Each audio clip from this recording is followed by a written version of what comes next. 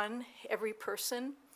God, that true words will be spoken, that wise decisions will be made, and that our city will benefit from what happens here tonight. Thank you that you are Lord of all, and that we can trust you in all things. We pray this in your name. Amen. Amen. I pledge allegiance to the flag of the United States of America and to the republic for which it stands, one nation under God, indivisible, with liberty and justice for all. Thank you so much, Sharon. Appreciate that very, very much. So that will move us into our roll call. Councillor Doty is joining us on Teams tonight. I just wanted that noted on the record. Councillor Stodic. Here. Councillor Register. Here. Councillor Williams. Here. Councillor Allgood. Here. Councillor Dittenberg. Here. Thank you so much. Are there any conflict of interest declarations from any members of the council regarding any items on the agenda this evening? Okay, so that will move us into, we do have a very special presentation tonight we're very excited about. As hopefully most of you, if not all of you, are aware, the City of Caldwell was recently honored and recognized to receive the Global Just Serve City Award. One of 4 cities in the country, one of 5 globally to receive that recognition for all of the amazing things that have been going on, service opportunities, and giving back to our community. So we're excited to recognize that. And so with that, we will turn it over to Kelly, or to, yes, President Nielsen, please come forward. And if you could just state your name for the record, and Sure. then the time is yours. My name is Jason Nielsen. Mr. Mayor and council members, it is my honor and privilege to be here before you tonight on behalf or as a representative of the organization called Just Serve. My name is Jason Nielsen. As I stated, I'm a stake president of the Church of Jesus Christ of Latter-day Saints here in Caldwell, Idaho, and I've been asked to stand and present this award to you tonight. As Mayor mentioned, at the National League of Cities Conference in November, he was awarded one of the Global Just Serve City Awards, which is an outstanding achievement for Caldwell. Well done, Caldwell. This is on behalf of the volunteerism and the good effort put forth between the mayor, the city, and the many volunteers throughout the city that have been willing to give their time and their talents. Some of you may not know that Just Serve is an app that brings those who have needs together with those who want to serve. So for example, if the Salvation Army has a need to, they need 10 people to come down and help deliver items to those in need for Christmas, they can get on the app, post a need, and then those that are wanting to serve can get on the app and they can look in their geographic area and can see what's available. And they can sign up to come provide service at that time. So it's a wonderful opportunity to bring people who have needs together with those who are willing to serve. And Caldwell has done an outstanding job of both bringing those with needs together into Just Serve and providing plenty of people who are wanting to come and volunteer. We have a little video we'd like to show you. It's just 2 minutes that kind of talks about what's happened and many of the people who have participated. That gives you a little better understanding of what Just Serve is. So there's so many great things happening here in Caldwell, and to be recognized on a global scale for that is just phenomenal. And the more that I've learned about what's going on in Caldwell, the more proud I become of our community. I made a request out in the community of, hey, here's a project, there's a need, and it became 5 to 10 people coming out to where we ended up having 397. Not only is it getting the work done, but these are youth and individuals that they didn't realize that that was healing for them. The volunteers are a force multiplier for us. They help us serve all of those that are in need at a level that otherwise could never be reached. When we come together and rake up leaves, for elderly or disabled, or pass out coats or toys to kids in need, it allows us to just kind of come together and focus on less the differences, but the things that we have in common, which is helping other people out and being good humans and being kind and spreading kindness and just doing more than just for just yourself. Having our community members volunteer and show up shows them they are not on the outside of the community, but they are cared members that the community loves and wants to spend time with. One of the things that we see across America is mental health issues, emotional health, well-being. And the best way that we have to help someone feel like that their situation is not so dire, that maybe there is hope, is for them to go out into their communities and to give to others, to serve others. Everyone should be involved in Just Serve and the things that they are a part of. If it wasn't for Just Serve, I don't know where I would be right now. But I get to make more of an impact in the community because of Just Serve.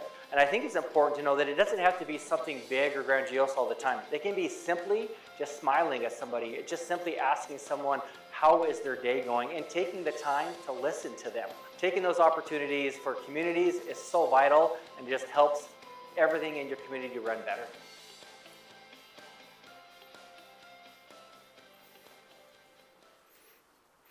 So, Mr. Mayor, members of the City Council, Caldwell, Idaho has been named a Global Just Serve City for its outstanding commitment to volunteerism and community collaboration. The city's season of service mobilizes residents for impactful projects like park cleanups, food distribution, and veteran recognition. Caldwell's Mayor's Youth Advisory Council plays a key role in leading service efforts, while the city's monthly Just Serve Connecting Caldwell newsletter keeps the community informed and engaged. Events like Rake Up Caldwell and partnerships with local nonprofits have made service a visible and valued part of our civic life. This award honors Caldwell's leadership in making volunteerism a cornerstone of our community identity. Mr. Mayor, members of the City Council, thank you for your support. We appreciate it, and on behalf of Just Serve, I present you this city award. Congratulations.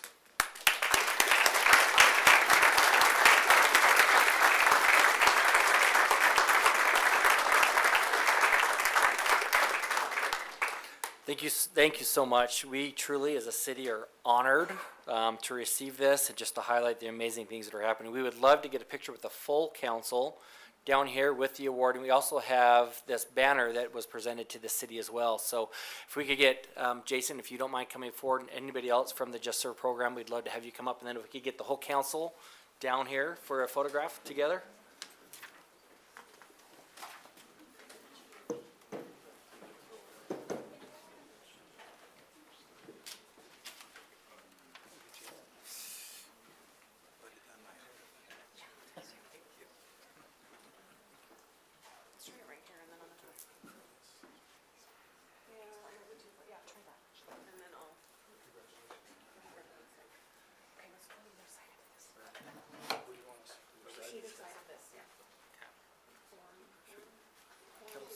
You're gonna have to do a couple rows on each side. More people over here. Can I get like two more over here on this side?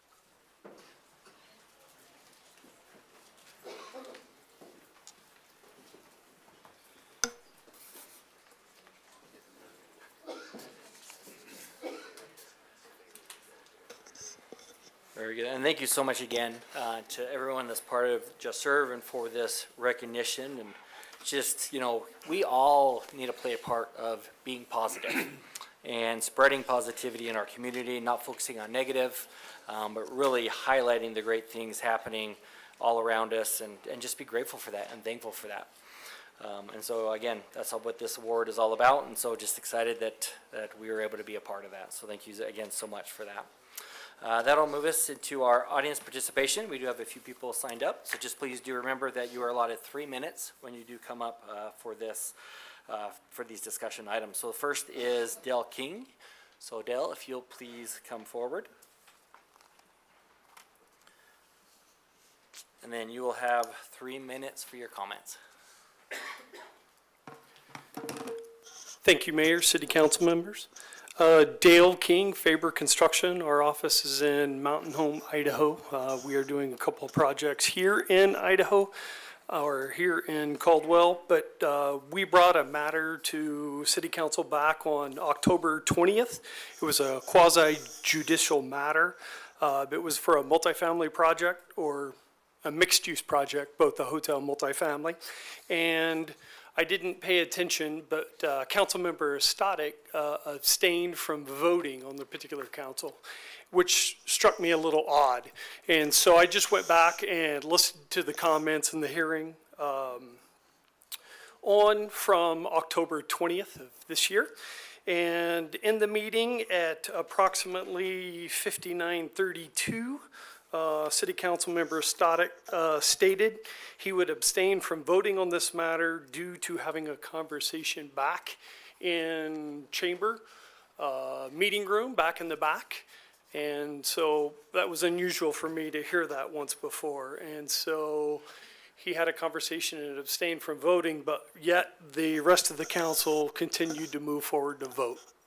I just don't know why he abstained, and I'm just curious why he abstained, especially since everybody else voted. So I'd just like to understand that process, because on a quasi-judicial matter, from what I understand, it needs to be an open conversation between city councils and figuring out how we're going to move forward. So I just want to make sure as we move forward that we're all fair with each other, just, and for everybody coming to city council when they bring meetings up, and wanting to hear how city council stands for that and could give me some open ideas and concepts of how that came to pass. So with that, I would be happy to take questions or ask Mr. Static. By the way, thank you, because you thought it was very imperative that you did abstain from the voting. So I want to thank you for taking the opportunity to do that.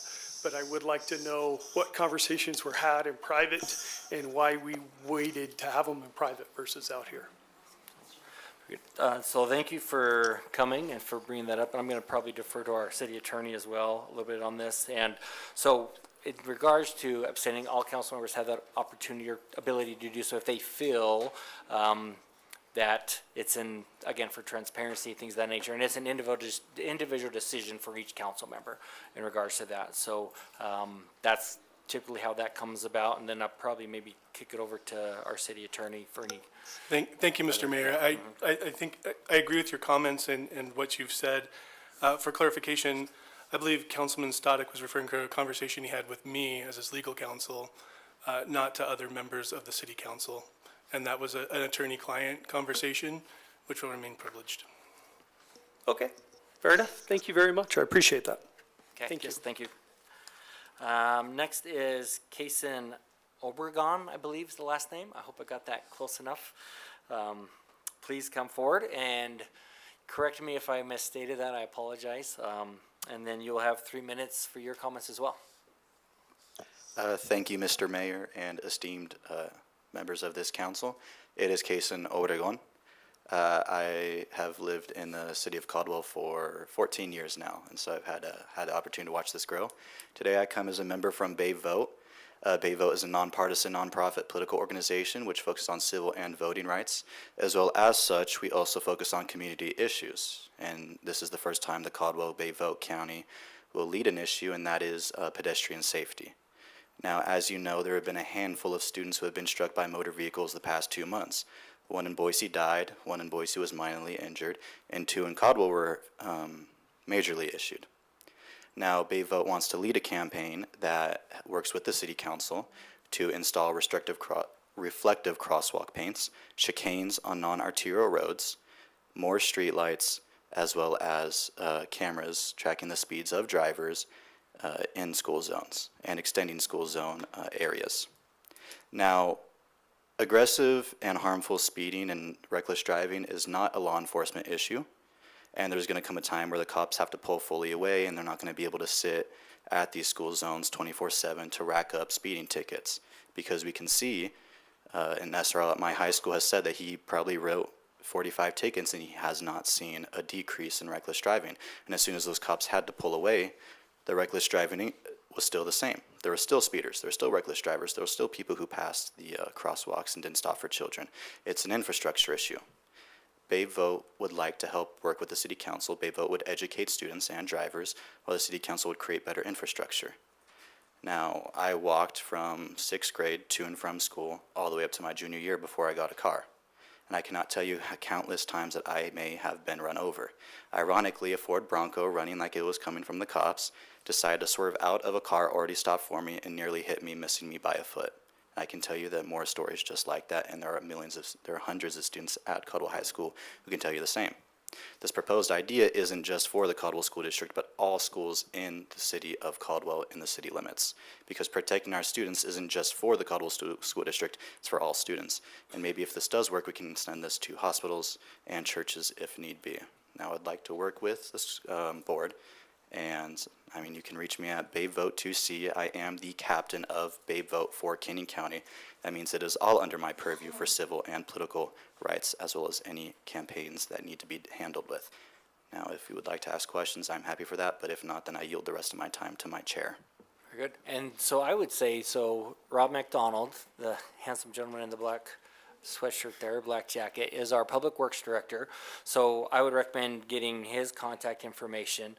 Rob is part of our Traffic Commission, and that would be a great place to probably start with a lot of that. So Traffic Commission usually is the first ones that review. If there's traffic concerns, road concerns, they'll go to them for their review, and that includes members of staff. There's the police chief, the fire chief, again, the Public Works Director, city engineer may be on that, and I know the planning and zoning director, and then to be able to present some of those ideas and thoughts to them to move that forward, to kind of get through that and then bring that to council. So Rob, any thoughts, comments on? Yes, thank you, Mr. Mayor and Council. I will just, I agree 100%. The safety is a big deal. I have two kids that go to Caldwell High School, and so I'm very concerned. And when we heard just last week about the two incidences that happened, I think just a day apart in Caldwell, my deputy director went out immediately to start investigating those locations to figure out what we can do to make those areas safer. And so we would be more than happy to talk to you and get some ideas of what you feel like we could do to help out. Okay, very good. Yes, thank you Again, so much. thank Please do you, make sure to get the esteemed board. contact information for that. So, okay, appreciate you taking the time very much. Jean, come forward, and then you'll have 3 minutes for your comments as well. First and foremost, I want to wish the administration and staff the happiest of holidays and New Year ahead. My best in all your future endeavors.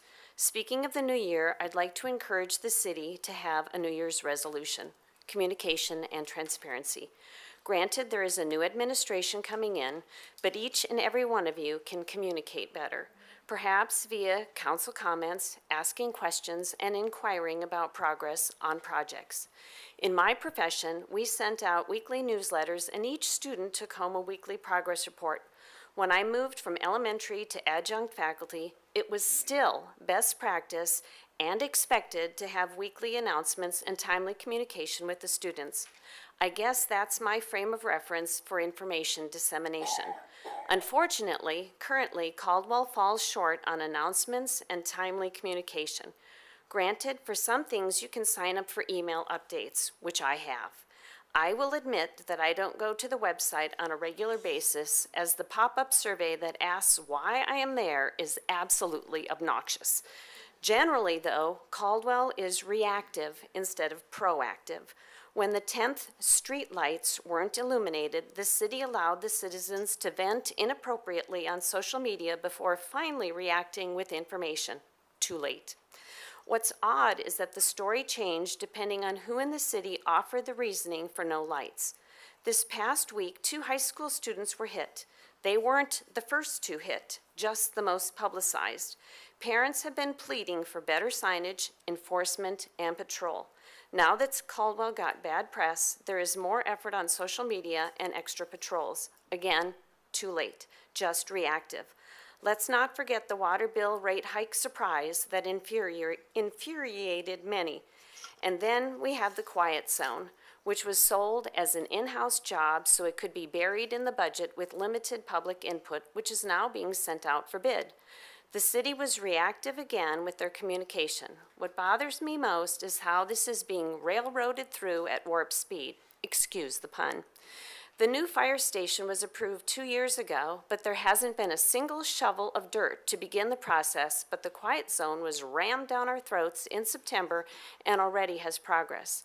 In my honest opinion, a fire station for the south side that has a bazillion new homes currently being constructed and more already approved is a better expenditure for citizen safety, or even streetlight improvements on the north side, downtown, or near schools are better expenditures for citizen safety than a quiet zone.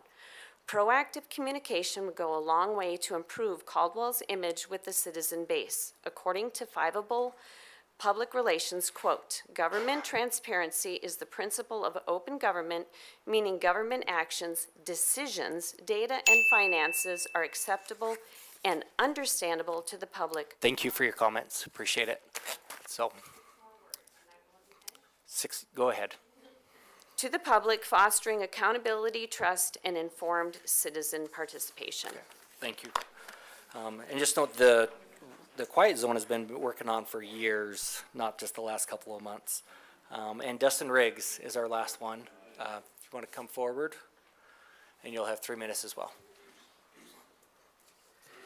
Thank you, Mayor, council members. I am Dustin Riggs. My company is Idaho Impact Homes. We work on horizontal and vertical single-family residential development. I have been hired from an owner of a property that is on the corner of Cherry Avenue and Cherry Street and Montana Avenue. I went to the city to talk about what we needed to get done in order to develop this one lot into 3 separate lots. We were told that the frontage would need to be improved, as that is code. Currently, there is a gravel road that runs 240 feet on Cherry Street in front of my project. Now, I don't own the project, but I do live in the city, so this has a very important factor for me living in the city because of taxpayers' money.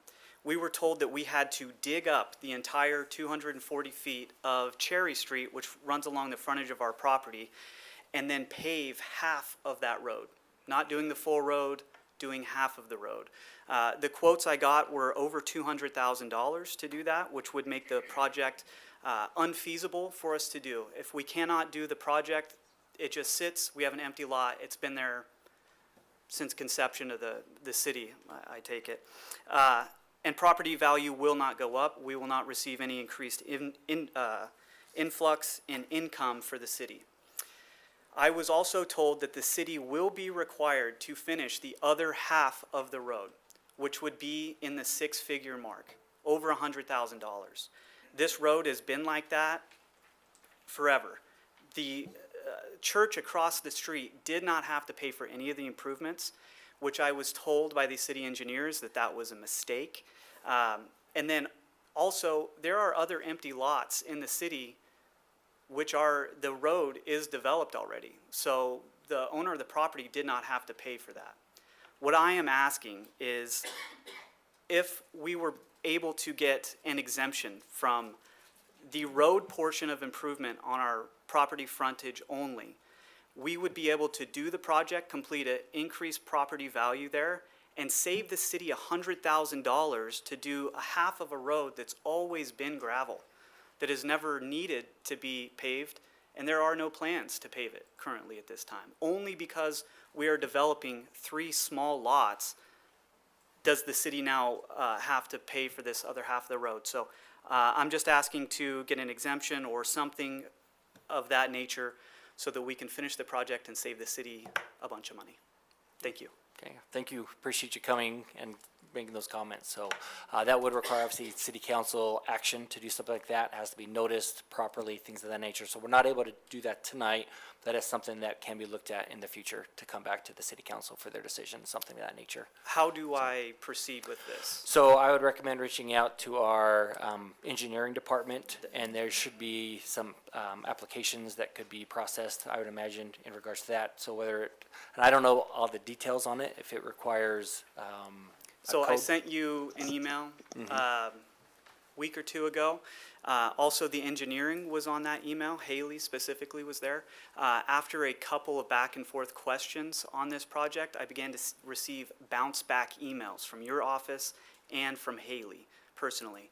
There was no way that I could keep communicating with people on this if they're just blocking my emails. I mean, there was nothing inappropriate in there. It was just, we're no longer talking to this person.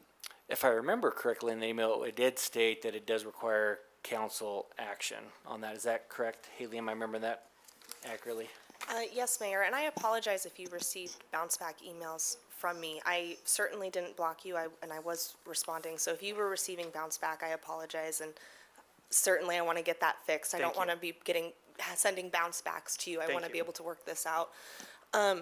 Yes, and I believe I mentioned with you that there's a few options of ways we can go. We talked about vacating this right-of-way, bringing it back to council. The engineering department doesn't have a variance application. I'm wondering if the planning department has a variance application that we could pursue. Mayor and council, typically a variance application is for something on the site that makes it geographically constrained, like a hillside or something like that. I don't know, we'd have to look at the statutes. I don't know that it would fall into this. We could potentially use something maybe like a special use permit to potentially ask for the exceptions to the code for that. Okay. So Robin and I will look at potential avenues so that we can put a formal application together that can come to council with that formal request. Okay. But as I stated, it is our standard policy that any development completes their frontage improvements. So as just a single developing along right-of-way, it is engineering's code to develop those frontage improvements. So I'll follow up with you. I have your email. Okay. I'll follow up with you and include Robin, and we'll find a way to move you forward. Okay. Thank you very much. Okay, yeah, thank you, appreciate that. Okay, so that is all that is signed up for audience participation, so that'll move us to our consent calendar. Do we have a motion for approval of the consent calendar? Mr. Mayor? Yes.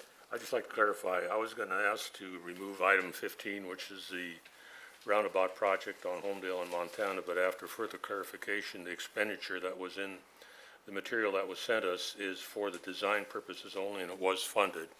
So I'm not going to ask for item 15 to be removed. So I would make a motion to approve the consent calendar as presented. Very good. Do we have a second? Second. So a motion from Councilor Stodic and a second from Councilor Register for approval of the consent calendar as printed. Any discussion on that motion? Okay, so with that, voting is open at this time.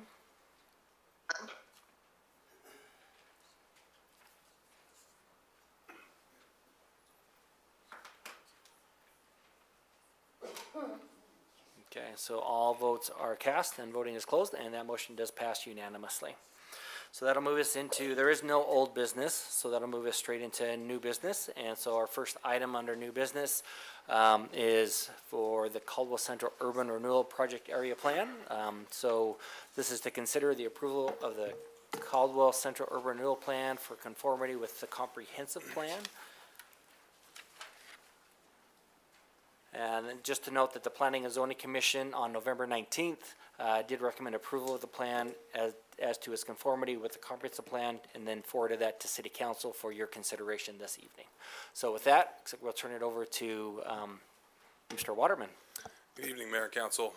Douglas Waterman, here on behalf of the Caldwell Urban Renewal Agency. The items before you tonight are the adoption of the public hearing on the Caldwell Central Urban Renewal Plan, followed by an action item if you choose to proceed in that direction. Does this clicker advance the, great, thank you. So, again, tonight, there's a proposed new urban renewal plan area It's come before you a couple of times in different iterations. It's come before you in the context of a declaration of a need for urban renewal activity in this area. It's come before you in brief when you referred it to planning and zoning for their review for conformity with the comprehensive plan. And tonight is the final hearing on this plan, where public comment is taken on the plan for one final time and the council considers adopting the plan. As I'm sure you all are aware, urban renewal law arises out of Title 50, Chapters 20 and 29 of the Idaho Code. Cities are empowered to create urban renewal agencies and appoint commissioners to those agencies. Those agencies are then empowered to propose urban renewal plans, engage in planning activities to the city council, which plans are designed to address issues of deterioration within the city, urban areas, and try to address those through urban renewal activities. One of the primary ways that the agency funds improvements to address those is through tax increment financing.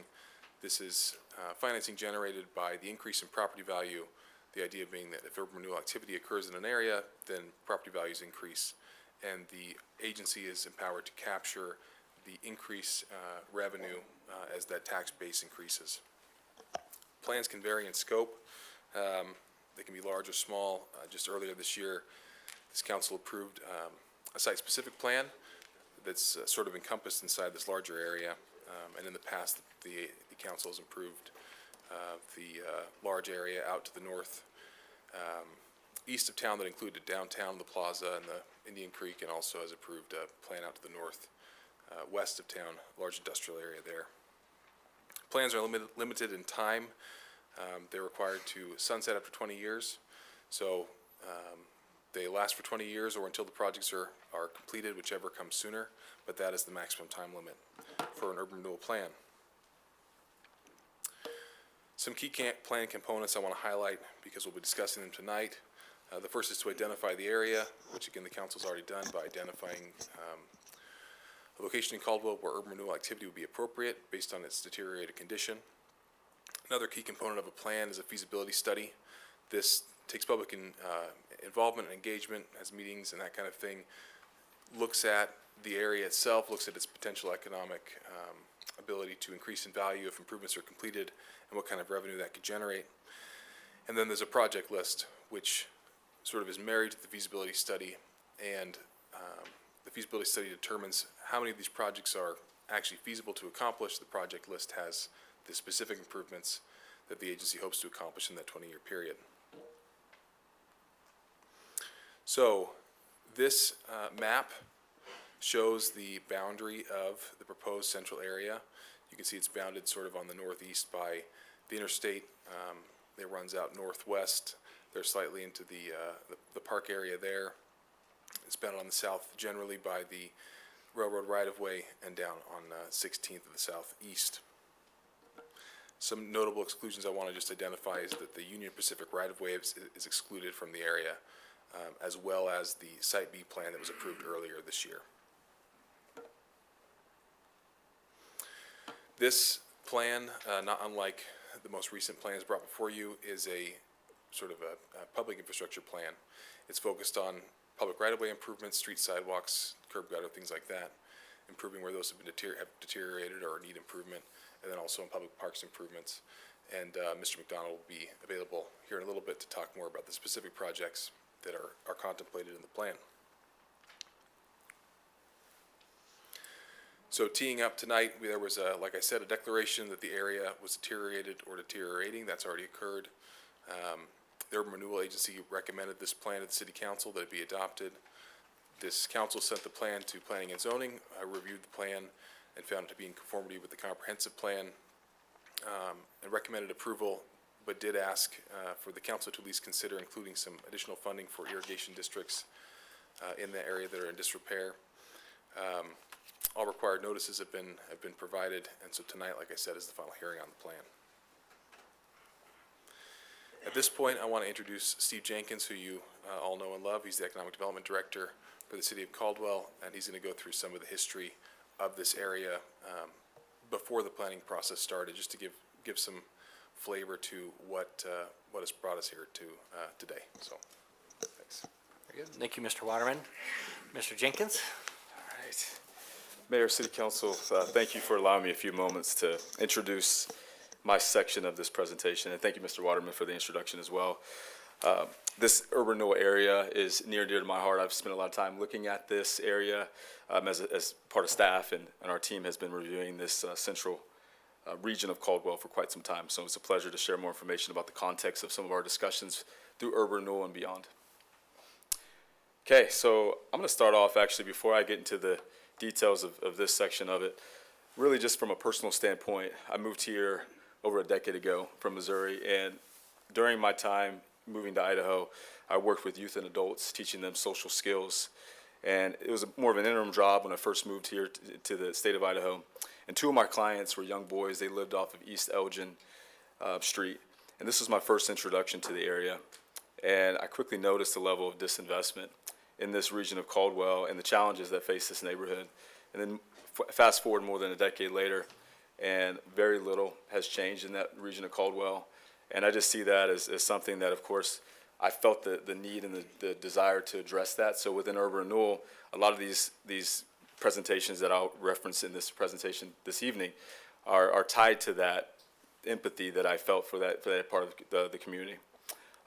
I have records indicating that conversations about this region of Caldwell began, as far as an urban renewal district is concerned, around 2022, and then more formal presentations occurred from 2023 up to this point today.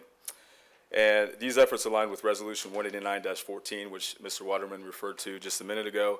But ultimately, that resolution designated the area as blighted and recognized the need for intervention from the Caldwell Housing Authority as well as the City of Caldwell. I would like to summarize 6 presentations that were made to the agency that demonstrate the ongoing plan for discussions around some of the challenges that were tied to this section of Caldwell. So this first one here was referenced on August 14, 2023. I personally presented a general downtown concept that included portions of the North End neighborhood, focusing on projects that made sense holistically for the broader area. And you can see it consists of about 80.3 acres there. Secondly, I wanted to talk about this one. February 12, 2024, I provided an overview of the urban renewal districts and introduced the concept of a new planning area and outlined potential projects related to infrastructure and economic development incentives. You can see here it's about 1,095 acres, and it was quite expansive as it relates to the first introduction or presentation that referred to this area as a whole. Presentation 3, so this is on May 13, 2024. In conjunction with Public Works, Rob McDonald and I presented additional information on Caldwell's history with urban renewal and discussed Old Town, this area. We specifically noted that this neighborhood is designated by HUD, so this is the Department of Housing and Urban Development, as racially or ethnically concentrated area of poverty. One of the few such designations in Idaho, so it's very limited as far as the state of Idaho is concerned, but that area there, and I'll go back just for a moment here, this area is largely concentrated in that racial or ethnically concentrated area there.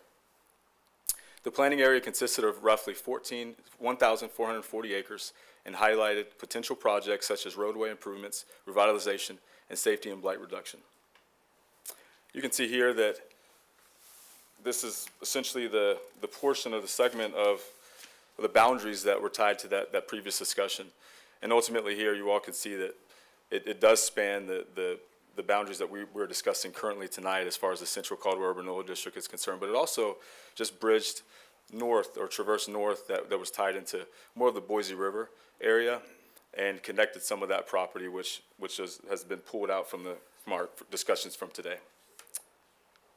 On July 8, 2024, I introduced a concept for a site-specific district in the north area that could serve as an alternative approach to a larger district if it was too complex. This included a discussion of how off-site infrastructure improvements could support new investment. Really, the method here was to support something smaller. We had just concluded an urban renewal district that consisted of roughly 4,000 acres, and this was an approach that could allow us to recognize really steps forward as far as creating new investment, private investment for an area that really needed it. On December 9, 2024, Chairman Jim Porter presented images of what he referred to as the land that time forgot, emphasizing the continued lack of investment and the need for basic improvements to ensure the safety and quality of life that every Caldwell resident deserves. Here's one image from that presentation there, but he's shared multiple images, and really that personal perspective, some of what I shared in my introduction, that led us to the point that we are today. On April 21st, 2025, we reviewed the proposed boundaries of a larger district, revisited Resolution 189-14, and discussed the factors demonstrating a clear need for urban renewal intervention. This is Resolution 189-14, really an image that connects you to the boundaries that were referred to in that resolution. And I'll read just the summary that was provided below. The print is slightly small, so I'll make sure everybody's able to hear this. But a resolution of the City of Caldwell finding that unsanitary or unsafe dwelling accommodations exist within the city, thereby establishing the North End Neighborhood Revitalization District. The resolution also declares a current need for the Caldwell Housing Authority to function within the North End Revitalization District. Boundaries are quite similar to what you see in the current plan that's being proposed this evening. You all can see in the yellow, that is from Resolution 189-14. The red is an extension of those boundaries based on what staff and our leadership within urban renewal decided would be appropriate to tie into this overall Central Caldwell plan. And as a whole, I will also say that there was a gentleman here that lives in the area named Miguel, and I actually saw him in the audience this evening. He's a resident of the neighborhood being considered. He has spoken at both City Council and Urban Renewal District meetings, sharing firsthand the need for substantial improvements to the North End community. So as you can see, this area has been discussed at length. We've really been through multiple public meetings, documented presentations, and formal resolutions. I believe it is time for Caldwell to take tangible action in this area and to support the revitalization of all parts of our city, not just select areas. With that, I'll turn things back to Mr. Waterman, but before I do that, let me answer any questions you may have for me. Any questions for Steve at this time? Okay. Great, thank you so much. And also just want to comment that you're only as good as your wingman. So I want to thank Councilor Williams, who reminded me that we do have Councilor Doty online on that, so we do want to make sure that we do provide him if he has questions or things of that nature. So thank you for reminding me of that in that regard. So we do want to make sure that we do remember he's out there if he does have some questions. So Sounds good. Thank you, Mr. Mayor. Waterman. All right, the next individuals I want to introduce are Adam Garcia from March Nexus and Michael Keith from Zions. They sort of work together to do the feasibility study for this plan area. In the past, the feasibility studies that have been done have been sufficient and excellent as well, but this one, in my experience at least, went above and beyond in terms of community involvement and engagement and having meetings in the area, trying to get a sense for the community in that area's vision for what they wanted to see urban renewal accomplish, what their thoughts were on the proposed plan. And so I'm excited for them to get it to come and share the work that they did and the ultimate conclusions that they came to in terms of the feasibility of the plan. So at this point, I'll turn it back over to you two.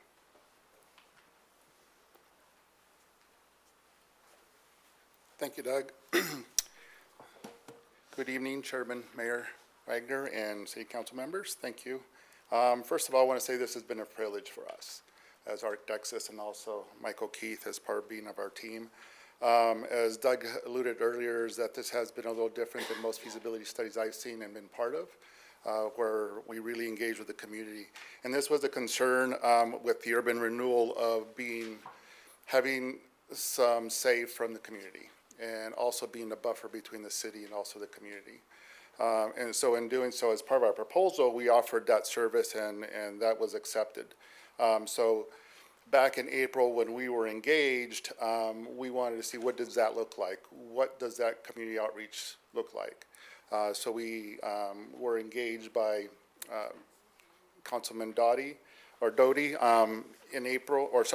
May, and we had our first community outreach out at Lions Park. And it was a very, very small crowd, a couple of community leaders. Got to hear exactly what the concerns were in that community, in that area. And when we say community outreach, we're talking about not only the residents, but also the business owners. And how do we reach out to them? And, you know, when you're reaching out to a community of residents, it's harder to reach out to them just because they're a workforce, particularly in this area. And their schedules don't always align with what you're trying to do and try to reach out to. So it was a bit of a challenge, but we were able to reach out to a few people who really wanted to be heard. So it was interesting, but everything we heard, we weren't surprised based on what we saw. So we also, with that being said, with Roger Brooks being involved, we also felt that we needed to also work with him as well. So we attended a couple of his outreaches and heard similar things in those meetings. So we, of course, our first real major outreach was the farmer's market in July. And the very next day, we conducted a different one in the library here in Caldwell. And a good crowd showed up. And part of that outreach, we really wanted to get some feedback from the community, more of creating a survey, explain what the process was, the purpose of a feasibility study, to really not only educate them, but for us to get educated by them of what their needs were. So we had some, of course, business owners attend that. Now, in order for us to reach out to them and kind of get feedback, we, of course, provided flyers the best way we could to reach out to as many people. We did not do mailers. We don't like to do that, just because it takes a while. Not everybody reviews those flyers, so we put it out publicly on the website and along with kind of posting them throughout the city or wherever we could. So we had a good turnout. With that, we took that information, met with Roger not only weekly, but almost daily in some cases. We did it virtually, in person, and also attended similar meetings together with stakeholders. And in our study, we put together a timeline of those we met with and what came out of those meetings, and we tried to be as transparent as possible so everybody understood our process and why the information we put in the study and where that information came from. And so as we attended these meetings, the information was very similar. No matter how many times we met with people, and I even got phone calls from individuals and business owners, the concerns were similar. A lot of it was safety, but a lot of the needs were practical. And I think are all on the same page of what those practical items are, you know, and particularly when it comes to safety, lighting, those sort of things. So when we put these packages together, we looked at, okay, what is the priority of these different projects? And so we put together that list. And that is also in the study. And with that, we, you know, in conjunction with Roger Brooks, as we met, I think, you know, and we were both on the same page of what we found is important. And as part of the study, as we were asked to, you know, when we were engaged, is like, okay, we don't have a lot of money. And so what we want in the study is basically the basic and the minimum. What can we get for what we have? And so what you see in our study is exactly that. Anything above that is really on natural process of development, growth, those sort of things.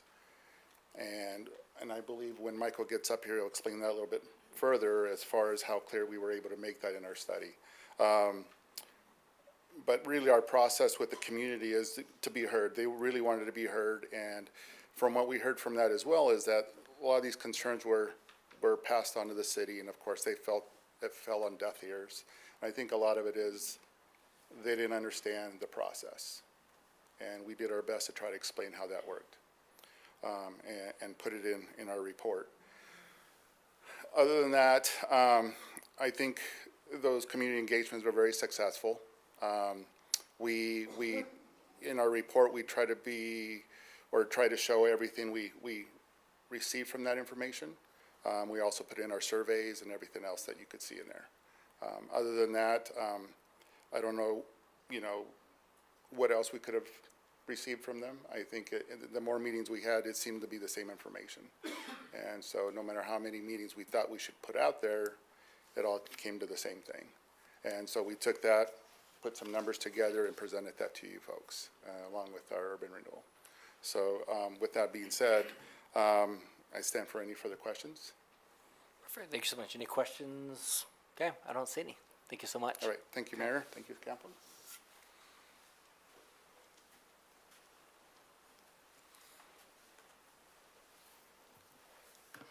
Well, good evening. I would like to also provide my thanks to Mayor Wagner and the City Council for the opportunity to work on this. I think these projects are exciting for me. I've worked born and raised in Idaho. I've worked in public finance for 21 years, and this is really I like to see these projects come to, fruition. And so really appreciate the opportunity to work on this. As we've kind of been introduced by Doug and Adam, just kind of want to restate what our role is. So we partnered up with Adam and his team at ArchNexus to provide the financial piece of this.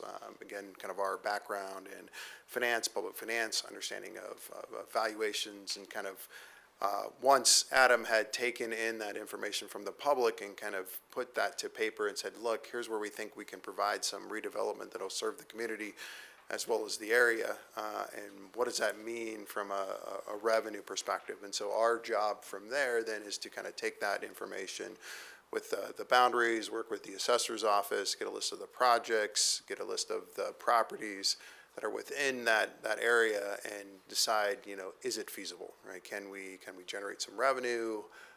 Can we reinvest in this area, and can we, do projects? And so kind of the basis on this is that we have kind of a mix of commercial and residential, as I'm sure most of you guys are aware, in this area.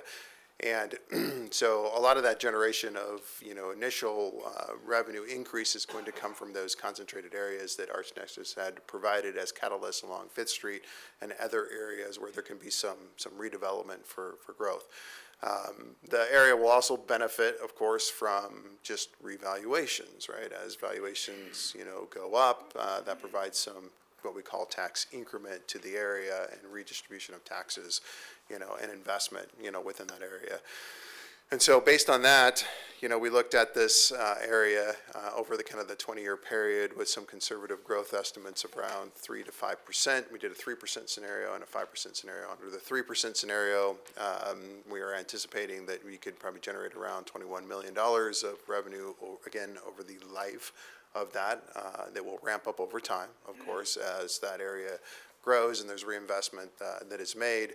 On a 5% growth, again, on average over the 20-year period, we feel like the area can generate probably around $31 million of area.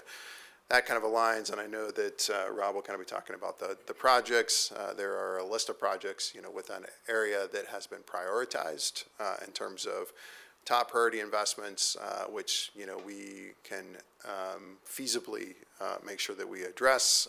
And then there are some secondary projects that have been identified that I know Rob will kind of talk to that, as revenue becomes available, depending on the growth and the investment that happens in that area, will, the URA will continue to kind of chip away at those projects and prioritize those projects in the second priority. So from our perspective, this does accomplish what the URA set out to do, which was make investment and try to get some of this critical infrastructure, that's in that area. So I will kind of pause there and stand for any questions you guys might have for me. So are there any questions? Sure. Yes, I have a couple of questions. You brought it up, so I figured this is a good place to ask. So you talked about revaluations, and some of the concerns that I've heard about this are the property tax increases and the unintentional gentrification of the area. So do you have any kind of estimated idea of how much the property tax will go up in this area for the people that live there? So I think this is a good question because this is a common misconception with urban renewals. And so let's kind of walk back a little bit and kind of understand how urban renewals are set up, right? So the urban renewal, the city, provides this blighted area. They, as Steve had kind of already come up and said, hey, look, here's the boundary. That boundary, that valuation is frozen. The tax base continues to benefit, from that. Tax rates are set by the individual taxing entities based on their needs and their budgets, right, and the available market value to them. So, for instance, City of Caldwell every year in September says, hey, this is how much we have in a budget. The city gets a 3% increase on that budget, right? Tax rates are set accordingly. And right now, the City of Caldwell has about a $9 billion market value, right? So whatever your budget number is based on that, generates the tax rate, right, on that. Urban renewal base value still gets considered in that. Let's roll forward the next year. Let's say that there is some tax increment value of $10 million. Nothing else changes in the tax base for the City of Caldwell. tax rates don't go up, right? If budgets are the same for cities, if nothing else changes, the urban renewal doesn't cause tax rates to go up, right? What it does and where that comes from is that there is a delayed benefit, right, from the area, right? So that valuation that's going up, correct, the urban renewal does not get, say, that $10 million of tax increment that may have helped lower some of those tax rates. But remember, there are caps as well outside the urban renewal. So cities can increase 3% their budget, a total of an 8%, cap on that, no more. That's true whether or not urban renewal exists or doesn't exist, right? The way tax rates go up or down is that total valuation in that area. You can have a mismatch of outside the area where tax rates, where valuations go up higher than what's in the urban renewal, and tax rates actually go down overall as a result, and there's less revenue to the urban renewal, really because there's a function of how the tax rates work outside. Internally, if tax rates were to stay the same, urban renewal value goes up, that area will generate more money because the valuation is going up inside, even if the base, right, outside the city stays stable and nothing else happens. So there's not a direct correlation of urban renewal increasing taxes, right? It is a function of, yes, if there's valuation that goes up, that tax increment, right, the cities, the counties, and any other taxing districts don't get the benefit of that right away, right, in terms of getting the tax against that, because those taxes are being generated and invested in the urban renewal until the urban renewal expires, and then that goes back to the tax base. Okay, right. So I heard at one point somebody had said something about there being something like 60% of the houses up there were rentals. So in what I've been trying to research and just sort of figure out to make sure it makes sense is if all of these out-of-state owners or out-of-area owners sell those, get approached by developers and they sell their houses, and development comes in and it increases the value of that area, then all the property values go up, which means that property taxes go up, which means the people who own their homes there will end up paying more in taxes. That's the idea behind this sort of unintentional gentrification. So I'm just curious if there's a couple of other things that I'm curious about. What the feedback was from residents about that they were okay with that, to make sure that they're aware that that's a possibility. And then also there's $50 million worth of projects. You had said there was at 3%, there looked like there was about 20 million to be made, and at I think you said 5%, 31 million. So what is the plan on making up the difference when we get to that point, however long it is? Because I don't want to get into a situation where we have $50 million in projects, we only have at most 31 million from this, and then we have to bond for the rest, or however that works. And then I think the only other question I had was the funding sources are being taken from the downtown area, which I think were being looked at for Rogers projects. We're taking those funding sources away to do it, to fund here on this north side, which I guess we will have to figure out. But I wish we could have waited for Rogers' plan to come forward and make sure everything was in concert. That's kind of where I'm going with this. Because I do believe that this urban renewal, I believe we need to do something on this north side. We have to. The city has not done what they were supposed to do for decades. They have really ignored this area. And I think we're trying to use urban renewal, even though it's not truly an urban renewal vehicle that we should be using for this. The city should really be budgeting and planning and using their community development grants and things like that. So one of the suggestions that Roger had was having the city commit to sort of matching funds, either at 50 cents on a dollar or a dollar or whatever. So has that been looked at all, using some of the funds that we have? I heard today we have something like $800,000 in community development funds. Some of that has been, I guess, asked to use somewhere else, but we still have $300,000 or $400,000 that could go to this right now.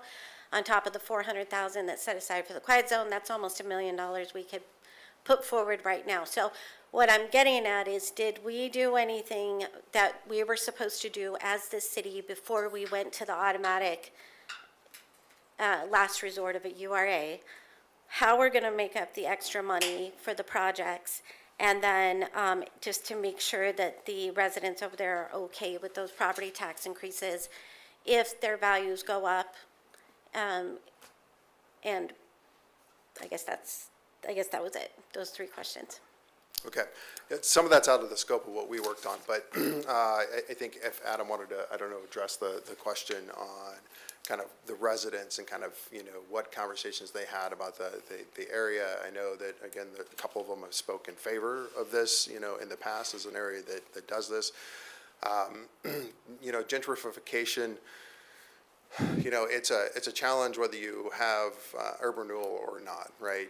Depending on how city council approves, projects, moves forward with areas, and how it drives, reinvestment, right? In urban renewal, at least there is, some control, some plan. The idea being, like, we know we need, infrastructure, in that area.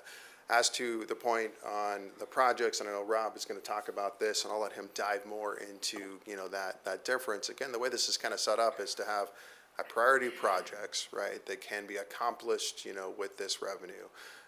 If there's a gap, then, the city, absolutely would have to think through, how does it want to fund that gap? You're not committing yourself to $50 million of projects. You are creating a tool that's going to generate some revenue to cut into that gap, right? Which you would need to invest whether or not the city had an urban renewal in place or not, on that. And I apologize, there was one more question and I forgot what it was. I think, so it was you talked about the gap. I think the unintentional gentrification and the property tax increases is kind of the same thing. It was, and you probably can't answer this though, of whether or not the city can match funds. Yeah, and that would be definitely a city question, to address that. Thank you. Yeah, you bet. Thank you. Councilor Stoddard, you had a question? Mr. Mayor, thank you. At either last meeting before, Mr. Hildy's office asked, and the Urban Renewal Agency asked me to submit some of the concerns I had, and you folks would answer them, and so far I haven't got anything. I think I had about 11 or 12 questions for you. So you probably don't know anything about that. Commissioner Static, actually, we sent the responses to those earlier today on those questions. But if you would like me to go through them, I can. Well, let me just, we'd be here all night if you had to. So, legal description, it was a concern of mine last month that the legal description on this new area wasn't appropriate with what you guys had. In other words, the boundaries didn't match up with the legal descriptions. Did you guys take care of that with the county then, or how does that work? We worked with the assessor to kind of go through that and get the legal description fixed. So that's all done. I mean, Yep. it's what it should be then, right? Yep. The other concern I had was relative to trying to shove this thing through at this meeting. You were concerned, or as a group, you were concerned that maybe property taxes might go down next year, and that the impact of that financial situation would actually diminish the funds that urban renewal would get because of property taxes going down. And I checked with the assessor's office, and he said nobody from your group even called the office to see whether taxes were going to go up, in their opinion, or down, or stay the same. So where did you get the 3 to 5%, I guess is what I'm asking. So let's maybe back up on that question. When you say taxes, I assume you're referring to market values. The value of right? property on that side. Not yeah. taxes. Yeah. We did reach out, our group actually reached out and got, once we get a description of the property, we get a list of all those properties that are in there. And in terms of evaluations and assessments, we then look at, one, what new development that we are talking about, and that's going to go from land to redevelopment. What are those current valuations looking like? What do we think we can get from that? 3 to 5% is really looking at historical information, right? The assessor can tell us certainly, right, like what he's seeing currently, right, as reassessments where we've got a 20-year planning time horizon, right, that which we have to, apply this in. The assessor is going to have probably, similar approaches. Well, we have to look at historical information. What do we think in terms of that? And most of what our study goes through is looking at some of those headwinds, right, which we talk about, which is one, housing, right? Housing has already gone up a lot. And so when you look at an area like this that, is divided almost 50-50 in total, in terms of total valuation of kind of like some of the commercial properties and the housing properties, you have to kind of look at some of those historical information, recognize that, okay, we have some headwinds. We know that we're going to have some growth and some reinvestment. We're going to have some years that are going to be higher. We're going to have some years that are going to be lower. And so we're looking at those valuation trends to come up with 3 and 5%. And I actually think that in Roger Brooks's comments that he agreed with those, assessments in terms of what we were looking at housing. So it is, from our experience working on lots of projects similar to these, in terms of what we think is appropriate given the economic conditions that we see as far into the future as we can see that are happening in the area. We still see demand for housing. We know that there's growth. We know there's still some pressure, in this area. But that's going to ebb and flow for sure. The reason I asked that question is because Commissioner Allgood at that meeting that I attended also was afraid that tax rates were going to go down. So where was that information from for next year? That's why you people wanted to have it settled this year. I apologize. I don't know anything about that conversation particularly. The timeline I can tell you on this specific one is just to follow that if we don't get this base set, right, then we have a year delay, right, with the process, which, fees and expenses, and yeah, any lost growth, right, that may potentially happen, from the area. I'm not aware of anybody, at least not from me, that said anything about, property taxes, going down next year on this. But if taxes did go up, that would be a benefit for the Urban Renewal Agency, wouldn't it? Property tax value? Next year wouldn't matter. You're establishing, remember how this process works, right? You establish the base this year, you have to have a year of increment. There'll be no increment in year one, right? You'll have a base. So even if tax rates go up, there'll be no benefit to the urban renewal because that base will stay the same, right? And so the tax Unless you have improvements on it, though. Well, those improvements wouldn't show up until the evaluation the next year. Well, you might be 2 years out, but no more than that. Yeah. Yeah. So I just like to say the difference between what Commissioner Allgood was concerned about and what you're telling me is that's the concern I had. Well, who checked with who to find out whether it's going to go down, stay the same, or go up? That's what my concern was. That's all right. We don't need to get into that now. The other concern I had was the ratios of commercial, industrial versus residential. I believe you said in the last meeting that when you have too much residential, when you're redeveloping an area, that in the long term it does not pay for all the city services that the city provides for areas like that. So there's got to be some kind of a ratio of industrial, commercial versus property, or roofs, you called it. Do you have, in your plan, is there a ratio of that at all? Well, the mix, we haven't commented, I specifically haven't commented on that, but the mix entirely depends on what you're trying to accomplish, right? Like I've worked on urban renewals that's all industrial, right? And those industrial projects can be extremely expensive in terms of investment needs, depending on the type of industrial property it is. Like for instance, if it's a milk producing product like Chobani, you can see upwards of $50 to $100 million of infrastructure needs for that single plant, right? So the mix of housing versus commercial really depends on what you're trying to accomplish in the area. That's right? what I'm asking. What are you trying to accomplish in the area? Do you have a plan for the commercial industrial ratio versus rooftops, or what's your plan? Well, our charge here was to look at what's in that area and what they thought can be redeveloped and what we can generate, right? We didn't go in and try to target anything specifically with our financial study to say like it should be, 50% this, 50% that. We are purely looking at what's already there, right? What it's zoned for, and what can be redeveloped, and what can we generate, right? And so those numbers that we provided on this are what we feel like we can generate with those growth Okay, rates. what were those numbers then? Commercial, industrial versus rooftops? Do you remember So the percentages? the amount of commercial property in the area, I think, is around 45%, and then it's almost a 50-50 split in the area from a total valuation perspective. Okay, and, you know, from the track record, from what I've seen so far, is if you have too many rooftops and not enough commercial, obviously the tax rate goes up for homeowners. And talking to Roger Brooks and his plan, he's got kind of an 80-20 plan, 80 commercial industrial versus 20 rooftops. Because, you know, even he says that if you get too many rooftops, and that's the problem we have right now in the city, if you get too many rooftops, you know, all that value or the taxing part of that goes on to the homeowners.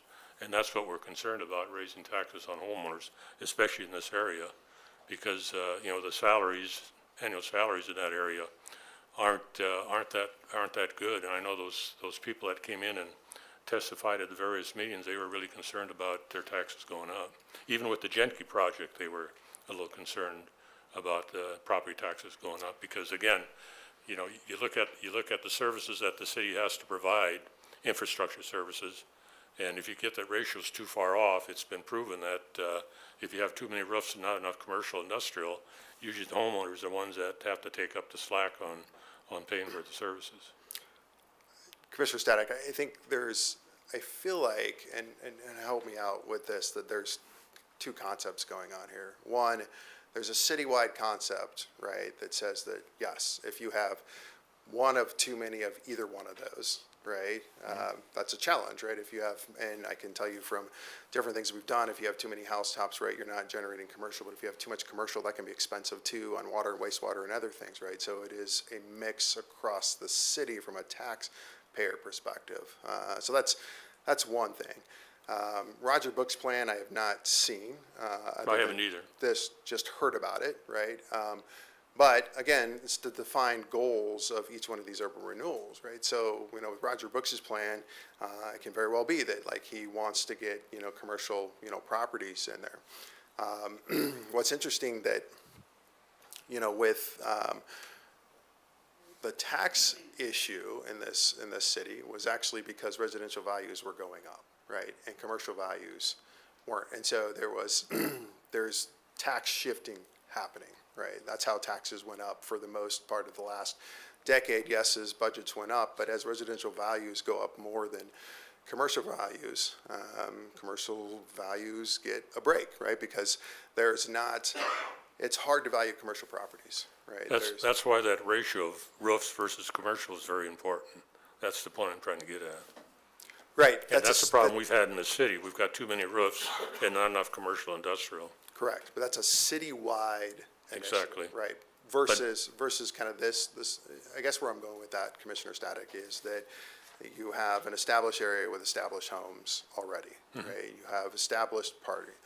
The question is, at least for us, from where we approached this study, was can you put this place and get some of that infrastructure needs, right, that are already there? There's already homes there, right? So there's not a development plan to push for 80% housing or anything like that. It's how can we redevelop and get more commercial, right, honestly, in that area, and do some redevelopment with possibly some mixed-use housing, which housing is still a need, you know, in the city, and balance that as much as we can, given, right, the dynamics, you know, of that area.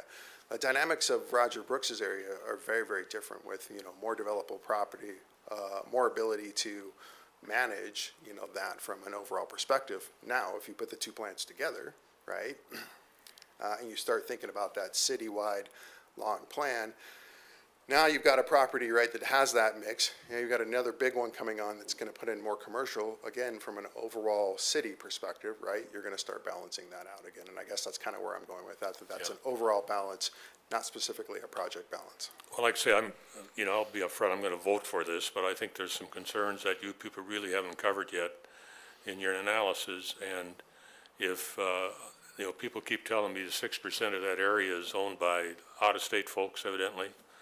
And if they decide to go with more rooftops, we're gonna be in trouble as far as property taxes. If they go to commercial industrial, I mean, that'd be great, but, these ratios, I think you really have to look at, seriously and make sure that the growth that we have, which we have a problem with growth now, because again, property taxpayers are really burdened with most of the load right now compared to what it should be. And if 6% of those folks that own property out there from the out of state, if they go with roofs, we're really gonna be in trouble. So that's why I'm just saying you folks better look at the analysis of this, make sure that we don't get further down the road here with more roofs than we need because we don't have enough commercial and industrial, and then property taxes go up again. When I moved in my house in roughly 85, I think it was, my taxes were $2,200. 5 years later, they were $4,400. Good example. You know, growth didn't pay for all the city services, it just didn't. Now with the artificial tax relief that the state gave us here the last couple of years, which I appreciate because my taxes have gone down, but eventually we're gonna have to pay Peter that we robbed Paul from, so it's, you know, it's the same thing. We have to have that industrial commercial ratio in a better situation than we've had in the past. We just got too many roofs and not enough of that, so. Sorry for taking up all the time, Mr. Mayor, thank you. Thank you for your questions. I really do appreciate it. Good. Thank you so much. Appreciate that. And I know I've heard Rob's name said several times, so I'm guessing, are you up next for a quick, short presentation?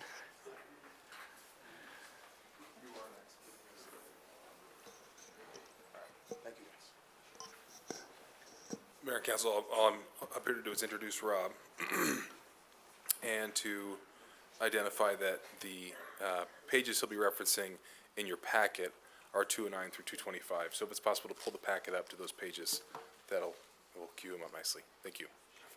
Okay, Mr. McDonald, and we do have several pages of people on here, so appreciate a concise presentation report on these.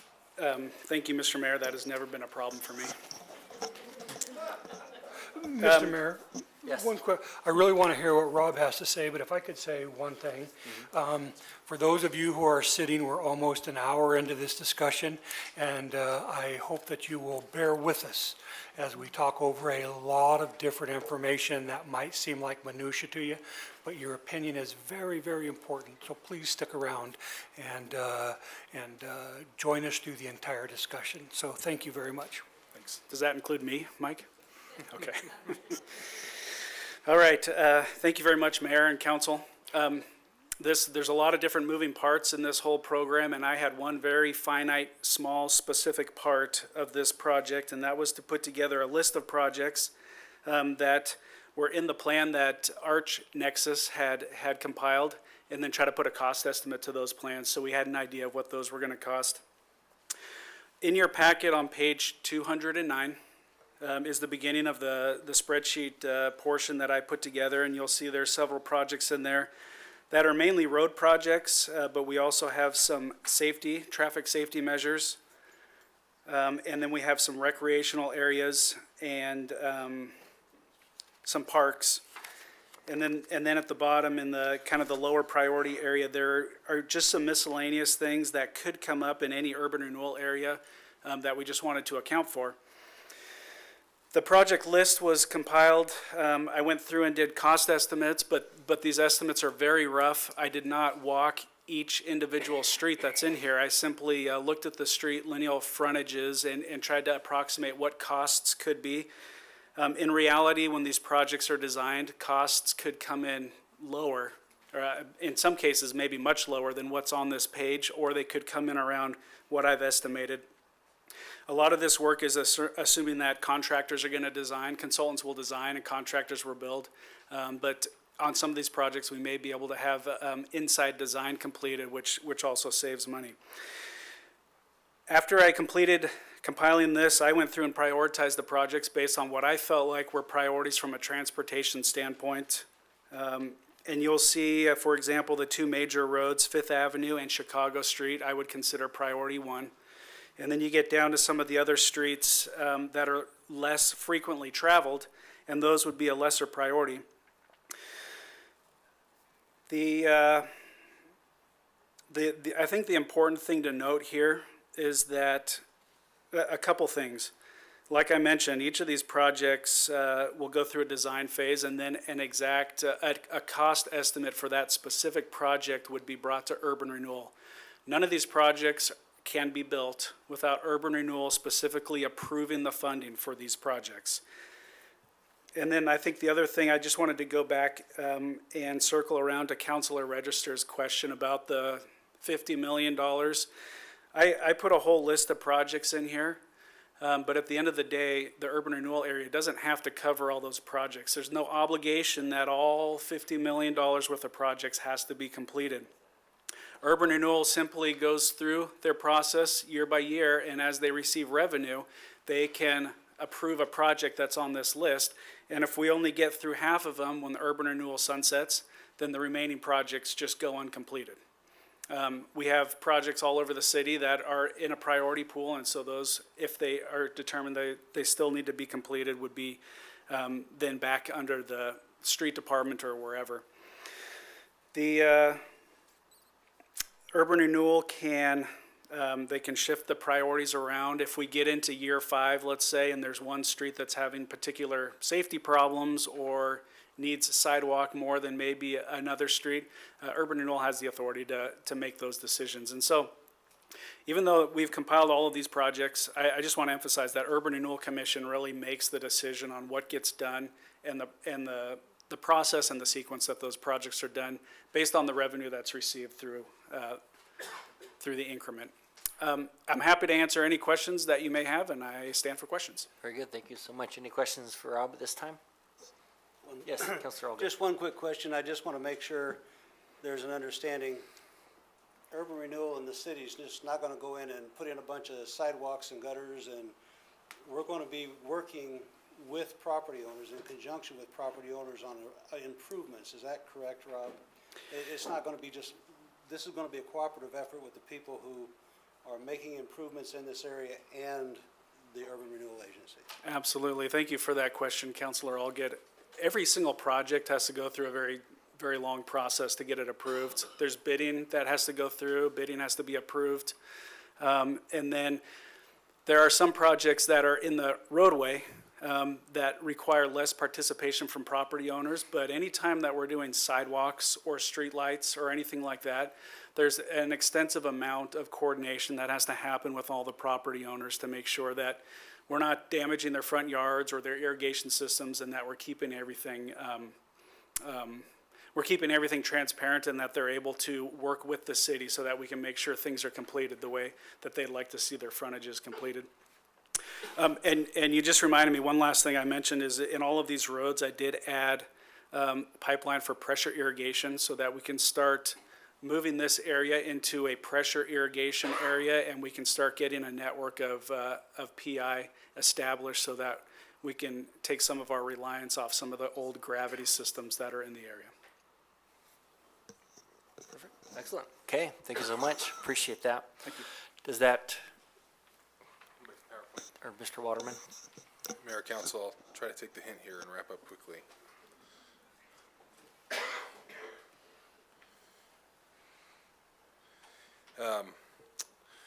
The last person I was going to call up to talk was the URA chair, Jim Porter.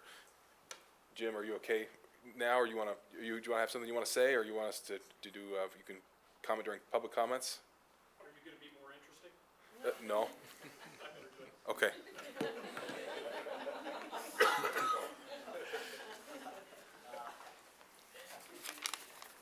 First off, you never ask a minister if they want to have the last word, because it will probably be a while. You're a retired minister. Oh, retired. So that makes it even worse. I want to correct the record. Stephen mentioned that I was the one that first said the land that time forgot, and that was Dave Moore, a resident of that area, and a good friend and a member of the URA.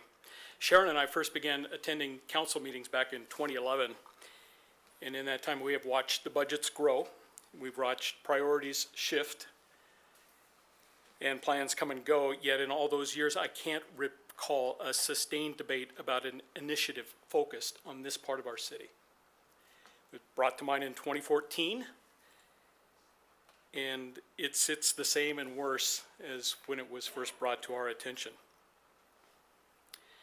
And this becomes a matter for me personally about the dignity, the safety, and the daily lived reality of the people in that neighborhood. They certainly deserve better.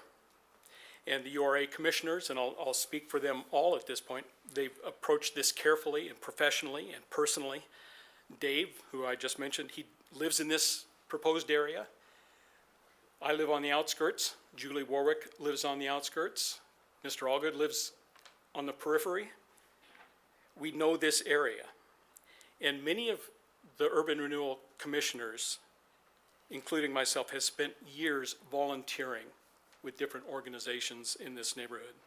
This isn't an abstract part of our city to us. It's what we have lived and what we have seen. The analysis that we've gotten from ArchNexus and Zions Bank it's clear, and as you can see from the project list, it's modest. It's not a sweeping redevelopment. It's about the basics. It's about transportation and safety. And we've heard tonight about the 2 students that were struck by vehicles just last week. We find it impossible to argue against better streets, better lights. And it's a matter of urgency. And we have heard the comments of wait for the Brooks plan, or the return isn't big enough, or these are maintenance issues, or the fear of gentrification. You know, those are valid points. Those are fair questions. But we've also heard from other voices saying, you haven't gone far enough. We've heard the voices that said, what has taken so long? Or where have you been? Or why does the city continue to accept this continuing deterioration? Especially on one of the primary gateways into the downtown area that we are so proud of. The area needs more than piecemeal grants. It needs more than CDBG. It needs coordination. It just needs a focused attention to it. And it needs a commitment, whether it's URA or whether it's city council, to do right by the citizens there. They are taxpayers too. And it needs a first step. And that's where urban renewal has stepped into this. There is no solution to be found in division. Solutions are found in a unified effort and unity of purpose. And urban renewal, in this case, this is not the end. This is just the first tool that we pick up to make change. It's prudent, it's very limited in its scope, but it's necessary toward these steps of public safety and the dignity of the people that live there and our own personal accountability to serve the people of the city. And tonight's vote, however it comes down, isn't about gentrification or grand visions. It's about whether or not we are willing to use this resource in the process of urban renewal to make our streets safer for our kids. And we can start that tonight. And I will anticipate any questions. Great. Thank you so much, Mr. Porter. Any questions for Jim this time? Okay, I don't see any. Thank you so much. Very well said. Please refrain. Do appreciate the support, but we'd ask you not to. That applause was because I was coming back up here, right? I think it's because they thought you were going to be short and sit down. I think that's an excellent conclusion. I'm happy to answer questions now, or I can answer them following the hearing. That's also an appropriate time to ask, so. Okay, any questions at this time? Okay, I don't see any. Okay, thank you so much. Okay, so we will get into this. So please be aware that there is a 3-minute time limit on that, which we're going to adhere to strictly this evening. So the 3 minutes will be up on this clock here as well as the one there. So please do keep an eye on that. And if you see that getting close, make sure to wrap that up before the 3-minute timeline does come along. So we will begin, as always, with those in support. So we do have several pages. So I'm going to read through Before we do get to those wishing to testify, there's a number of people that signed up in support but not to testify, so I'm going to read through those names, and then we'll come back and start into those that do wish to speak on this matter in support. So those that did sign up in support to not testify this evening is Del King, and if I mispronounce your name, I apologize. But Del King, Tammy Dittenber, Gustavo Ortiz, Martin Mayolon, Brad Winters, Mike Job, Omero Rosales, Annette Perez, Amy Benitez, Reverend Michael Holloman, Bumaro Rosales, Tracy Casper, Scott Gibson, Fernando Melcare, Umberto Melcott, Shannon Ozuna, Mitchell Wixom, Julie Yamamoto, Micah Spedaldendorn, very sorry if I really butchered that one, Carlos Hernandez, Mike Machos, Wendy Machos, Jorge Ruiz, Melanie Solorio, Jasmine Ruiz, Arturi Avales, Nathan Martinez, Joanna Avales, Adrian Benitez, Anthony Vivanco, Serovio Villanueva, Regan Rossi, Raul Solorio, and Alexandra Solorio. So appreciate you being here and showing your support. So all of those did sign up in support of this request this evening. So that'll move us into those that do wish to speak. And again, please keep your comments at 3 minutes or less. So first is, I believe it's Sylvester Castaneda.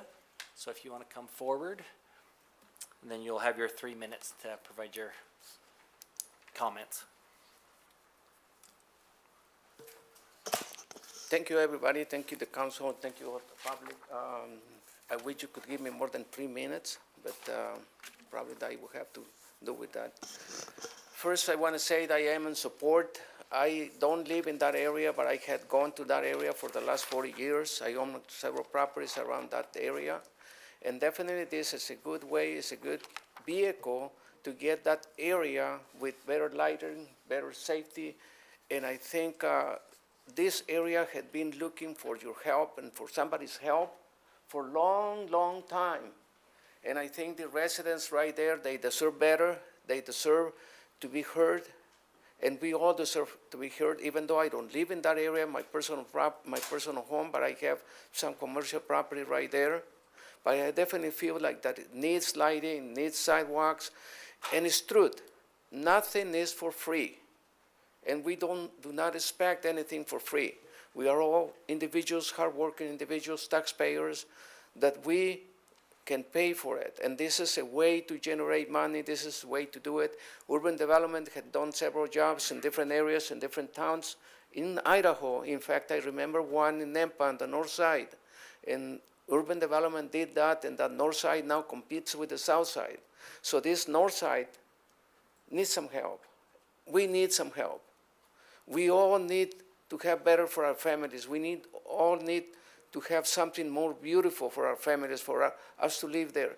You and I, we are residents of this area, regardless of whether we have our residence in a different portion. But who knows, one of these days you're going to end up having a place right there, a place where you will feel proud of, where your neighborhood will be safe, where your lighting will be okay, where your wife can walk your kids without having to go through the traffic, where things can get there. So I support that, and I really hope everybody who's here will support it. Because I don't work for urban development, but I am a taxpayer, but I am a person that is there just not every day, but at least two, three times a week. And we need a better place. We need a better Caldwell. We need a better neighborhood. And we all deserve better, because our taxes, our tax money, and I don't remember one time when my taxes had gone down, even though you say, and people say, oh, So please next do year address the taxes are going to go down. Mr. Castaneda. I don't So remember please do when. address the council on Yes. your comments. Thank you. Okay, and I don't remember when my taxes in my properties had gone down. I don't remember when. And I've been a property owner for the last 35 years. If our taxes are going to go up, let's just receive the benefits. The benefits of enjoying better services and better location. This area is residential, most residential, but let's just give it a hand. Okay. Thank you so Thank much. you. Appreciate it. And please do refrain, whether you agree or not, from clapping for anybody. I'd appreciate that. So we do need to keep the decorum of this meeting, which means no no clapping, anything of that nature. So thank you for complying with that. David Moore, so you are up next. So you'll have 3 minutes for your comments as well.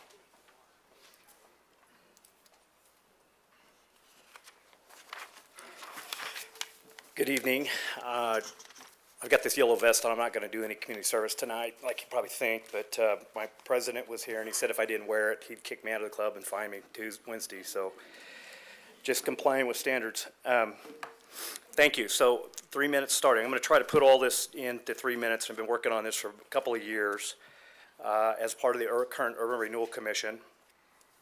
Financial review. From the multiple presentations presented by Adam Garcia of ArchNexus and the feasibility study with Michael Keith, Zions Bank Public Finance Financial Analysis Report, same one that Councilman Static and I both looked at, my own review of other forecasted current and historical city department budgets, and creating and considering the current and future growth population trends in Caldwell, I believe there's very little, if any, community or economic conditions of positive change without, without this area becoming a designated URA. This URA will take a while, if not years, to build its URA funds to support a projected phase of 50+ million to attempt to complete what is needed to be done with plans for that area. Without a URA, it's my observation the amount of stress placed on this other departments' budgets would overload, or simply put, the projected work in this area would be very little. Yes, we could say place more emphasis on city LID programs, force homeowners and landlords to pay for their own improvements on their own properties, as many have had to do historically. Quite a few of them that are sitting here have had to do it. But it's my observations in the past 8 years of living at 711 East Denver and knowing that area since 1973. My mother was a cocktail waitress, worked at Simplots in the accounting department, was a cocktail waitress at the Holiday there. I shot hoops at night right there at those courts. Been down there for a long time. Homeowners and landlords have paid their fair share of taxes down there for the past 50+ years. And if you look at what's there today, it's a lopsided deal. Funds have not been appropriated, and the necessary areas of slum and blight that we see today are still there, and they've been there. Property values, property taxes, and gentrification. I purchased my home in 2017. It went up over 120%. As it is today. My property taxes in 2021 were $1,370.52. Excuse me. In 2022, they were $1,357.04. In 2023, my property taxes lowered to $1,074.20. And with that legislation that was passed, or tax relief credit, whatever you called it, Mr. Councilman Static, that lowered my property taxes to $849.20, so that lowered it $225 in 2023. 2024, my taxes dropped to $949.19. My total tax bill with the legislative tax credit of $137.93 made my total tax bill for 2024 $811.26. I'm getting a heck of a deal down there. So is that 3 minutes? I'm sorry. That is, so if you could just go ahead and take a few more. Yeah, I seconds see, and wrap it up. I see with what's going on there in that area. I've seen the 2015 Slum and Blight document. You walk around, I spent a lot of time with Councilman Williams this weekend. Got a sunburn. Geez, we went door to door, business to business. I've had a privilege to sit in with the Roger Brooks Commission. I've seen that report front to back, question and answer, and I sat with him one-on-one with Commissioner Warwick. I just have one question. Why don't we do this? 3 to 5% return on taxes. I mean, that was a conservative number if you were all at the workshop. I think we have a new executive director, Ophelia Morales. I think she's going to help us manage this thing appropriately. We're going to watch it appropriately. I look at the RFPs. We've got good presentation. Councilman Dittmer, you've done a lot of historical work down there. You know what's going on. You can see what's going on. So I think there's a lot of good collaboration to where that area can grow. In conclusion, gosh, I just see mid-level businesses opening and established current businesses flourishing from improved community standards. I see economic and human improvement in that area. I think that's just a given. I see safety improvement for citizens, lighting, crosswalks, sidewalks, everything. I see just so much more opportunity that will in turn come down to our downtown, and our downtown will in turn to go there. As Mr. Castaneda said, look at Nampa, South and North are competing. I think that could happen right here. I appreciate, in conclusion, I appreciate Caldwell PD. They're always there. They're very brave. They show up. Caldwell Fire is always there. They show up. There's never an issue that I've had down there of serious in the 7-8 years that I've been there. I don't plan on moving. I can live anywhere I want in the city by myself. Not a problem. I like that area. I like the businesses. I like the people. The city street department, they sweep the front of the streets. They take good care there. The animal control, gosh, I mean, we have one person that said that there was wild dogs everywhere, but they've been prompt down there.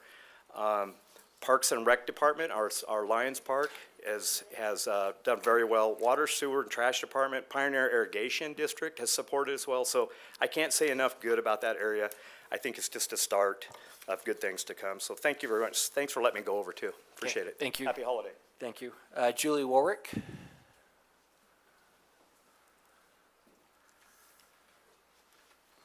Very good. And if you could please stay within the 3 minutes, that would be appreciated. I'll actually try to go under to try to make up for Dave. Perfect. Julie Warwick, I'm the Vice Chair of the Urban Renewal Commission. And instead of getting into all of these things, I'm going to go on a personal note. The very first time I visited Caldwell, I was 11 years old. Okay, that was in 1972. Before my parents moved here in 1975, my mom's folks lived on Denver Street, 5th and Denver in Caldwell. And I can honestly tell you, it looks the same now as it did then. Now, if you can look at the rest of our city and say the same thing about that, then don't approve this because it's fine. But if you can look at that and say, this part of the city has not gotten what it's deserved over the years, as all other areas of the city have been improved, then we need to pass this.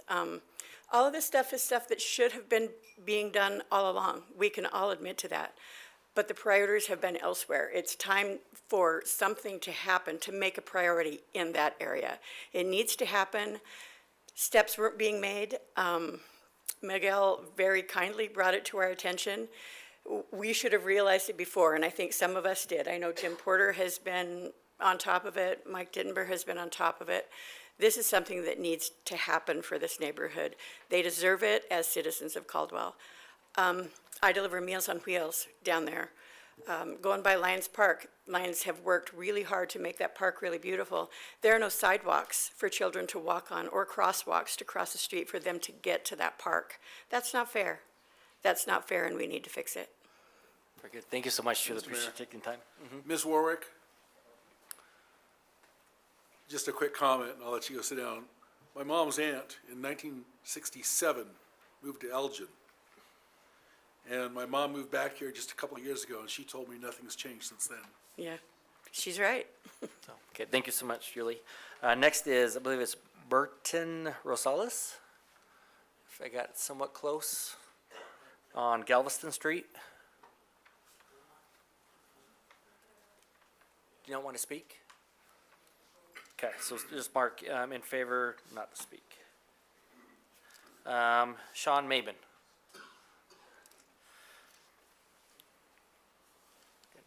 Thank you for being here, Mr. Mabin. So if you could keep your comments to 3 minutes or less, we'd appreciate that. I'll keep my eye on the clock. Mayor, council, I had some notes, but I'm not going to look at them because I believe in this so much I don't need to look at my notes. I was born in Caldwell. I have an office in Caldwell. My wife teaches at Elevate. I'm the president of Destination Caldwell. Elevate Academy on Chicago. My wife also started a cross-country club this year. So I hear about all the unsafe conditions, all the issues with living like a livable space, getting recreation. I have to hear that all the time. I don't live down there, so I'm not in the unsafe condition, but my wife is with all the kids from Elevate. And so initially Miguel came down here, and he was here for safety. And he came and he said, send me, and he came alone, right? Well, he's not alone tonight, and I'm with Miguel. All these other people are with Miguel. This is a safety issue and a livable space issue.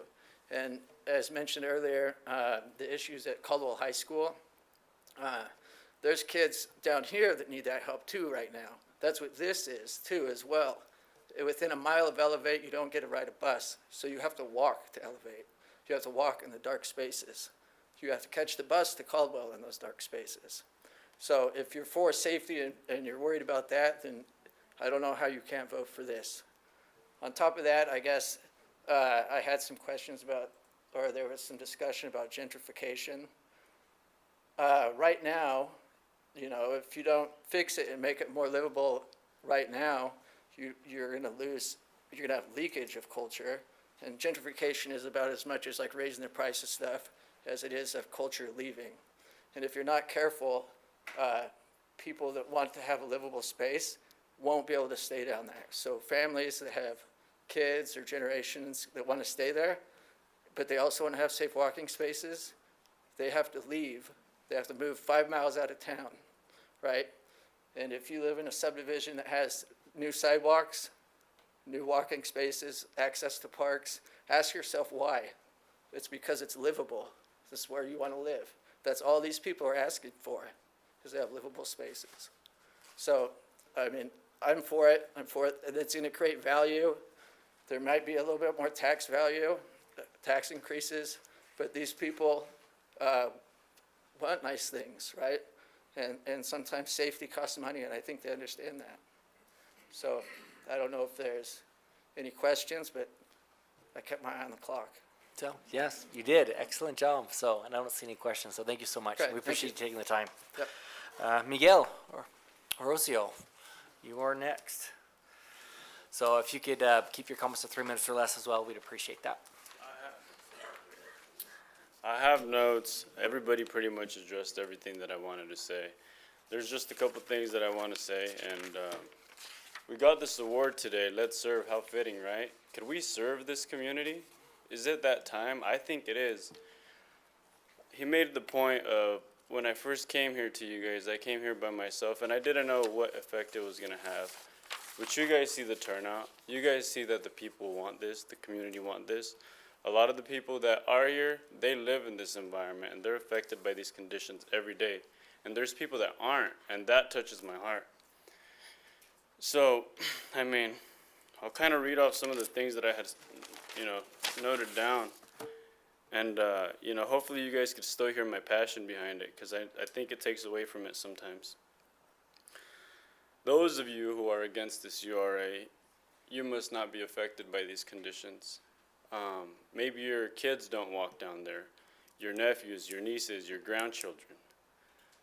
The lack of sidewalks, the lack of lighting, the lack of crosswalks. 2 students were struck, when was it, last week, Monday and Tuesday at Caldwell High. That is in an area where there are sidewalks, where there are crosswalks, where there is good lighting. What can we expect over here, right? I mean, let's just have some compassion. Just because we are not personally affected by these circumstances doesn't make these issues any less important. And I come here to implore you guys, let's do it today. Let's not wait another year. From my understanding, and I don't know the ins and outs of it, but I don't want to wait another year. I don't want to wait another 2 years. I don't think any of the public here wants to wait any longer. And my purpose or my reasoning for being here isn't for me, it's not for the homeowners, and it's not for the business owners, which all are missing out on this as well. It's for the children. That's who I'm here for. That's who I've been advocating for from the beginning. And as far as tax increases or property values increasing, I mean, that's one of the things that stood out to me. It comes with the territory, right? If we're gonna have nice roads, we're gonna have nice sidewalks, the children are going to be safer, they're going to be able to go out and about, and we're going to have nice parks. What could we expect? That's the price that comes with safety, and I think most of us are happy to pay that price. I mean, I have one last thing that I want to say, and it's thank you. Thank you, Jerem, when I first came to you. You introduced me to Dave, and I am so thankful for that. Jeff, I'm so thankful for you. And I got a list right here so I don't forget some of the people that I did interact with, and I'm just going to say thank you because I am truly grateful. Jim, Jim, I'm so thankful for you for opening the doorway for me to come and present at URA. Steve and Ophelia, you guys have educated me a little more, and so I'm thankful to you guys. Go ahead and finish that list real quick. So, I'm just thankful, and I hope we make the right decision today, and that today is a step in the right direction. And I'll stand for any comments or questions from you guys. very good. Thank you so much, Miguel. Appreciate it. I don't see any questions at this time, but do appreciate all that work and effort you put into this. So thank you so much on that. Okay. Everybody that showed up. Yes, it is great. It is a lot of support out there, so we appreciate that. So that is all for support. So we do have Paul Webster that did sign up in neutral to speak. So Mr. Webster, if you don't mind coming forward. And then you will have 3 minutes for your comments. Apologize. Hi, thank you, Mayor and City Council. Paul Webster, Caldwell School District, districts at 1200 Grant Street. I have gotten the privilege to work with the hardworking families of Caldwell.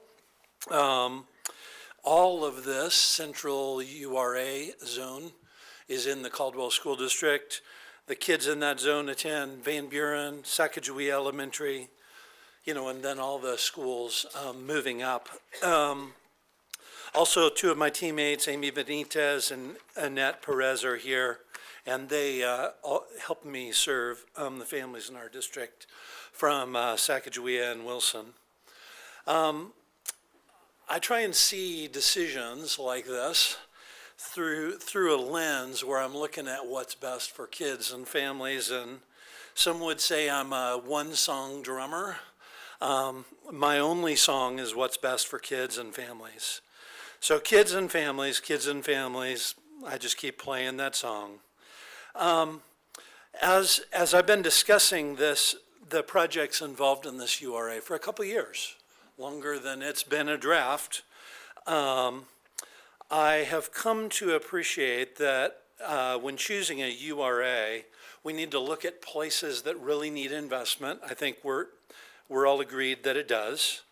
I know that there are plenty of businesses that are falling over themselves to invest in Caldwell, but I don't know that they're falling over themselves to invest there. And so with a little more bump, I believe that this URA can make a little bit different. As I kind of got ready for this, I wondered to myself, how many kids are there? And as I pulled that up just real quick, 5 minutes, somewhere in the 380 range in our school district. So kindergarten through 12th grade, that's a lot of kids in a small area. And there are some portions of this neighborhood where they're packed together even tighter than that. So I think that's really important. We need to look at kids and families as an investment in our economy. These families are working their hearts out for their families, but they're also the engine of Caldwell's economy. They're creating our GDP.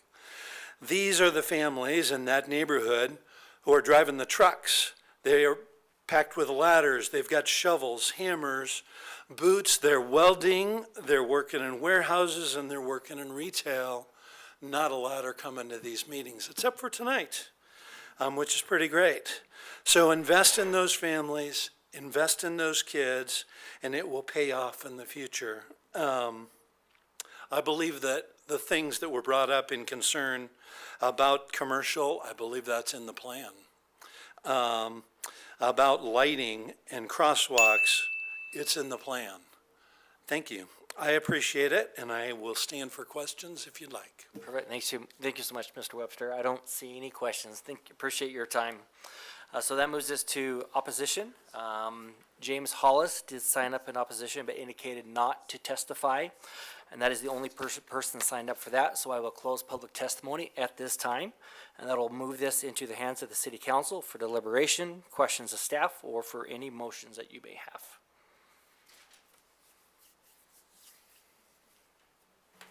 Councilor Dittenberg.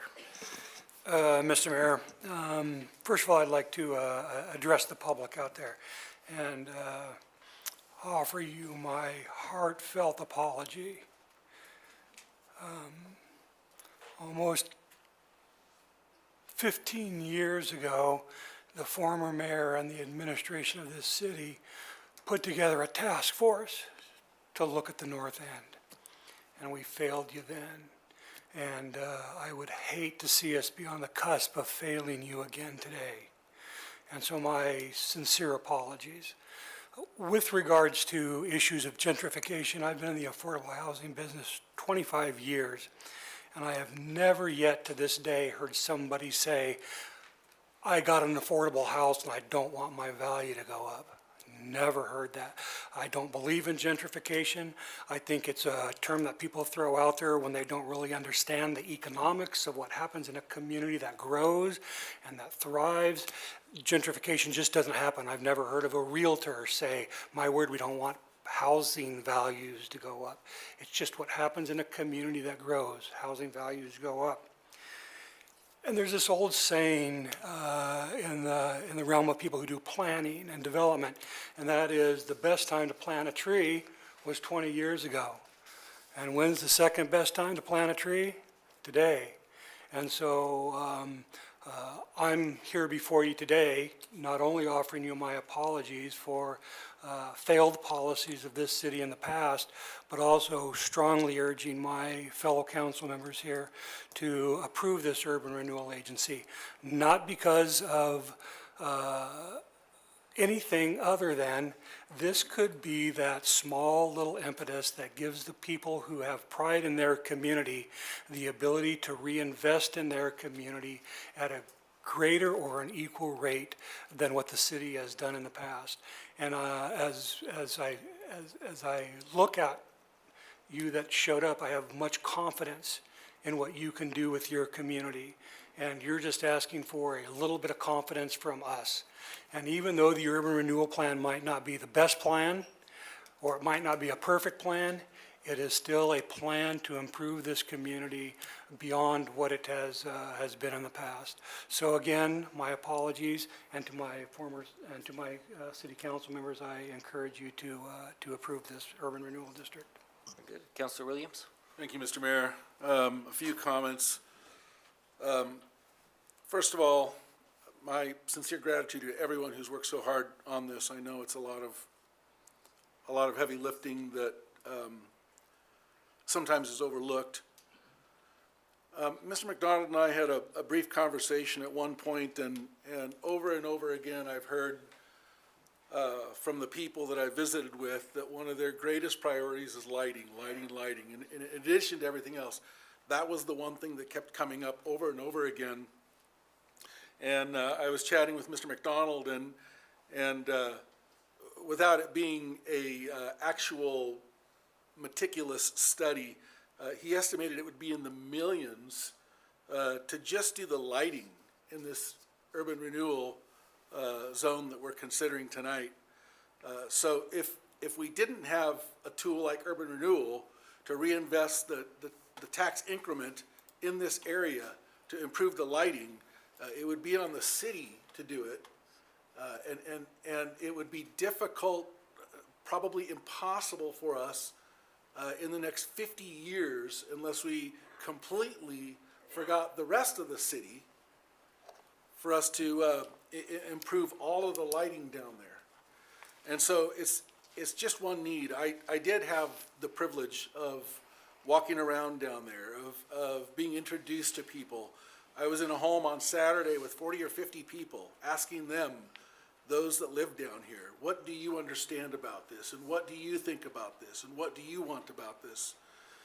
And then yesterday again, just walking that neighborhood, it's a little embarrassing that Caldwell has some of the conditions that it does down there. And I'm not naive to the complications of what urban renewal is, but I'm also considering that this is a tool and a way that we can reinvest the tax dollars, the increment anyway, back into these people that live down there. And I don't want to go too long, but I do want to say this, and a little bit oversharing maybe, but when my grandfather was 24, he was brought up from Mexico to play in the Dallas Symphony Orchestra. And he always preferred Spanish over English. His English was good. He never lost his accent. But if he really wanted to speak, it was in Spanish. And admittedly, for a lot of this community, we're speaking to our Latino and Hispanic community, our citizens that are Hispanic. And so I'd like to say, Mr. Mayor, if it's okay, estoy agradecido con la presencia de toda la gente aquí para mostrarnos su deseo y queremos apoyarlos en la manera que podemos. Gracias. Yeah, thank you. Councilor Allgood. I believe Councilor Register was ahead of me. Councilor Rich. Yeah, I just wanted to make a couple of comments because there's, just to clear up a couple of things that have been said, because there's people putting words in my mouth and things like that. But from the time that this has come up and even before, I have realized that the city has failed this area. I am not blind to that at all. And this has been a long time, not just in the last few years, but a long time that this city has, or this area has been ignored. And even though I do not think that it's an appropriate project for URA, I'm voting for it because I believe that something has to be done. And I believe and agree with what Councilor Williams just said, that the city cannot possibly catch up with taxpayer money to fix this area now after it's been neglected for so long. What I want to make sure is that the residents of this area are not overlooked for the emotional part of the project of wanting to help, and that they understand that URA is not going to fix houses, it's not going to replace roofs, it doesn't do those kinds of things, and that all the projects might not get completed and property taxes might go up, and that gentrification actually is a real thing. If some of these houses get sold and developers come in and other people move in, there could be something like that. And as long as everybody's okay with these possibilities, whether they happen or not, I'm on board with trying to find an avenue to help with this area. So I don't know that anybody's against helping. It's just how does it work? And so I did look into what we had for grants, grant money on the books. I was told we had $800,000 of community development block grants on the books right now, which I think Robin can confirm that. I know some of it is being asked to be used elsewhere, so there's not if that's used elsewhere, obviously there's not as much. I'm wondering if we can take what's left and use that towards this area right away to start some of the projects right away instead of waiting for urban renewal to gain momentum or gain the money that they need. And then also, I would really like the city to agree to match funds with urban renewal. I don't know who to ask about that, if that's even a possibility, or at least give some. I want to make sure that the city doesn't forget again, and that they don't rely solely on urban renewal for all of these projects, but the city also contributes if that's possible. And then I noticed with planning and zoning bringing up the information or the question about irrigation, have we answered that? Do we have assistance for irrigation in that area, or is that just what you were talking about earlier with changing the type of irrigation? Or are we talking about Golden Gate? I don't quite know what they were talking about in that. So those are the questions that I have, but I realize that we have to do something, and if urban renewal is the only way we can do it, then we can do it that way. I just think everybody needs to be upfront that this is being used to correct the failure of the city over the last however long. And that it's not usually done this way, so we can't use urban renewal all the time for these kinds of projects, but I don't see what else we can do now. I just want to make sure that we have all the terms in place. I don't know who to ask about who do I ask about whether the What's your city question? can. Well, there's a couple of different ones. So can the city match funds, or at least half? Can we use our community development grants there? So in regards to having the city match, that's actually up to you and the council when you go through the budget. If you want to allocate money with next year's budget to match those funds, you have that ability as a council. So that would be up to Okay. you and the council in that regards. Okay, so can the council then direct the city on where to use the grant funds? So. That we have right now, I mean? So grant funds are very specific typically, and when they are approved and procured, there's typically an application process in which you're stipulating what you are going to use those for. So if you're going to change that, then that could affect those grants in regards to that. So you have to comply with what, when you applied for the grant, you would have stated what you're going to use them for. And so they'd have to do we'd have to do research, and staff would have to look into that to see what was stated on those applications and what those grants would be used for. If it does fall in line with what's being discussed, then it could, but if not, then it would not. Okay, in my because I understanding. did check with Robin earlier, do you know if whatever we have could be used towards this area right away to provide some help immediately? Mayor and Council Register, I believe that we do have in our annual action plan some language for infrastructure, public infrastructure and improvements, which would include stuff like sidewalks, curb gutter, lighting. Because I know that we have some plans to use it for Lions Park for some improvements over there as well. And that should be started, I believe, sometime very soon of the first part of next year, getting that out to RFP. So, yes, I think that the short answer is yes. Okay. Those funds could be used in this area, and we could use them right away. Okay, that's what I wanted to know. And then with planning and zoning asking about bringing in irrigation assistance, does anybody have any information on that? What exactly they were asking for, and if we can do that? That'd be Rob or Robin, it sounds like. Yeah, Mr. Mayor. Sorry about that. Councilor Register, for the irrigation, a portion of this area is in Golden Gate, a portion is not.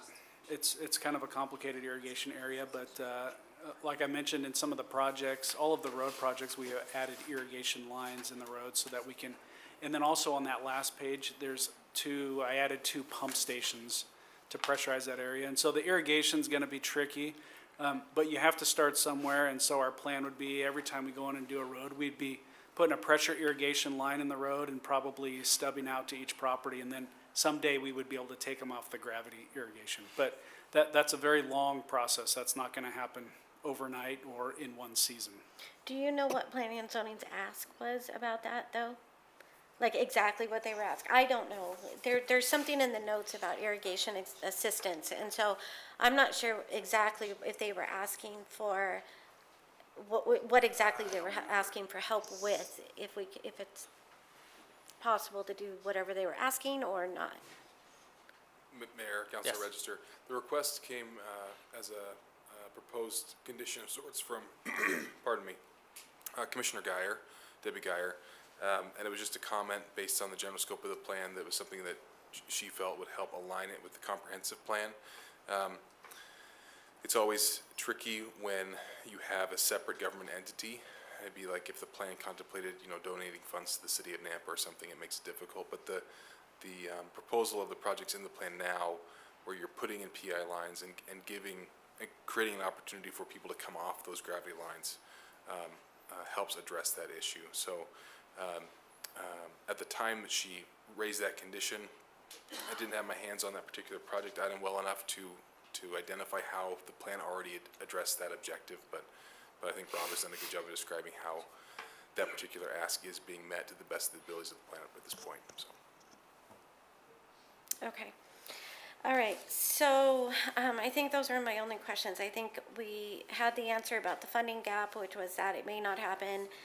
City matching funds would have to be up to the council at some point.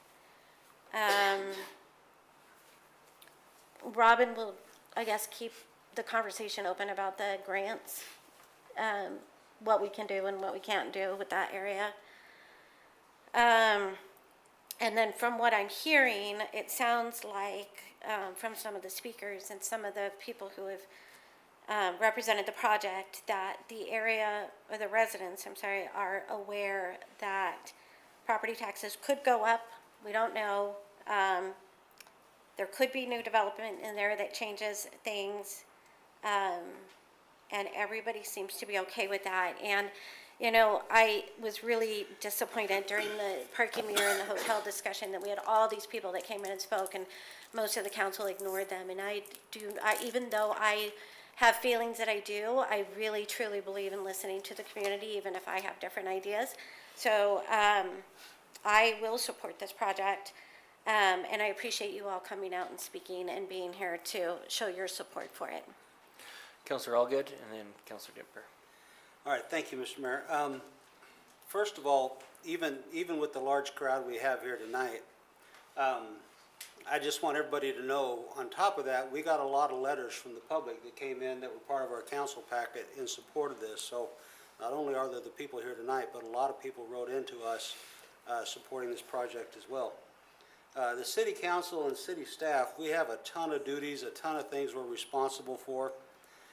But overall, the most important thing we do, our job, is to improve the quality of life for the people that live in Caldwell. That's why we exist, is to improve where we live, make this home. And this project is exactly that. We have an area of town that really, really needs improvement, and it is our job to improve the quality of life there. And so, with that, Mr. Mayor, I'll make a motion. Very good, yes.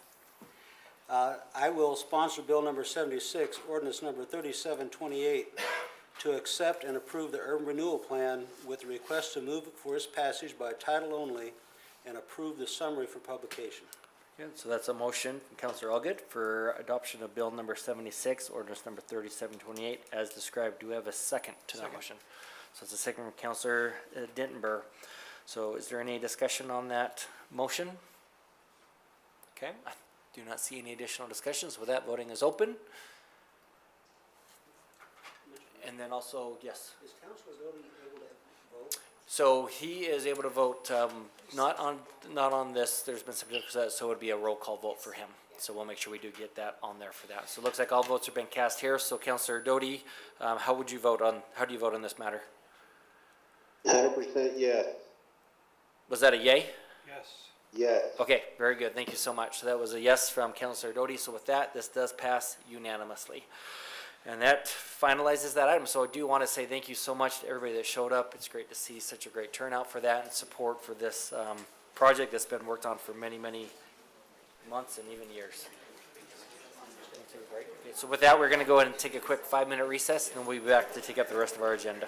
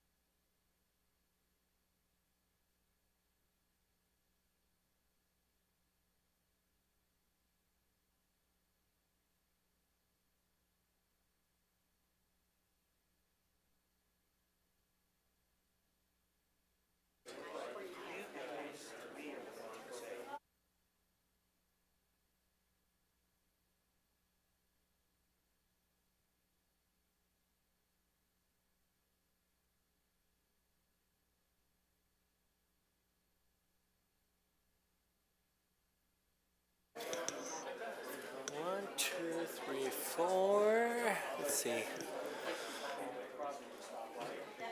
So we're going to round up our council members, then we're going to go ahead and begin again because we have a lot of items still on the agenda this evening.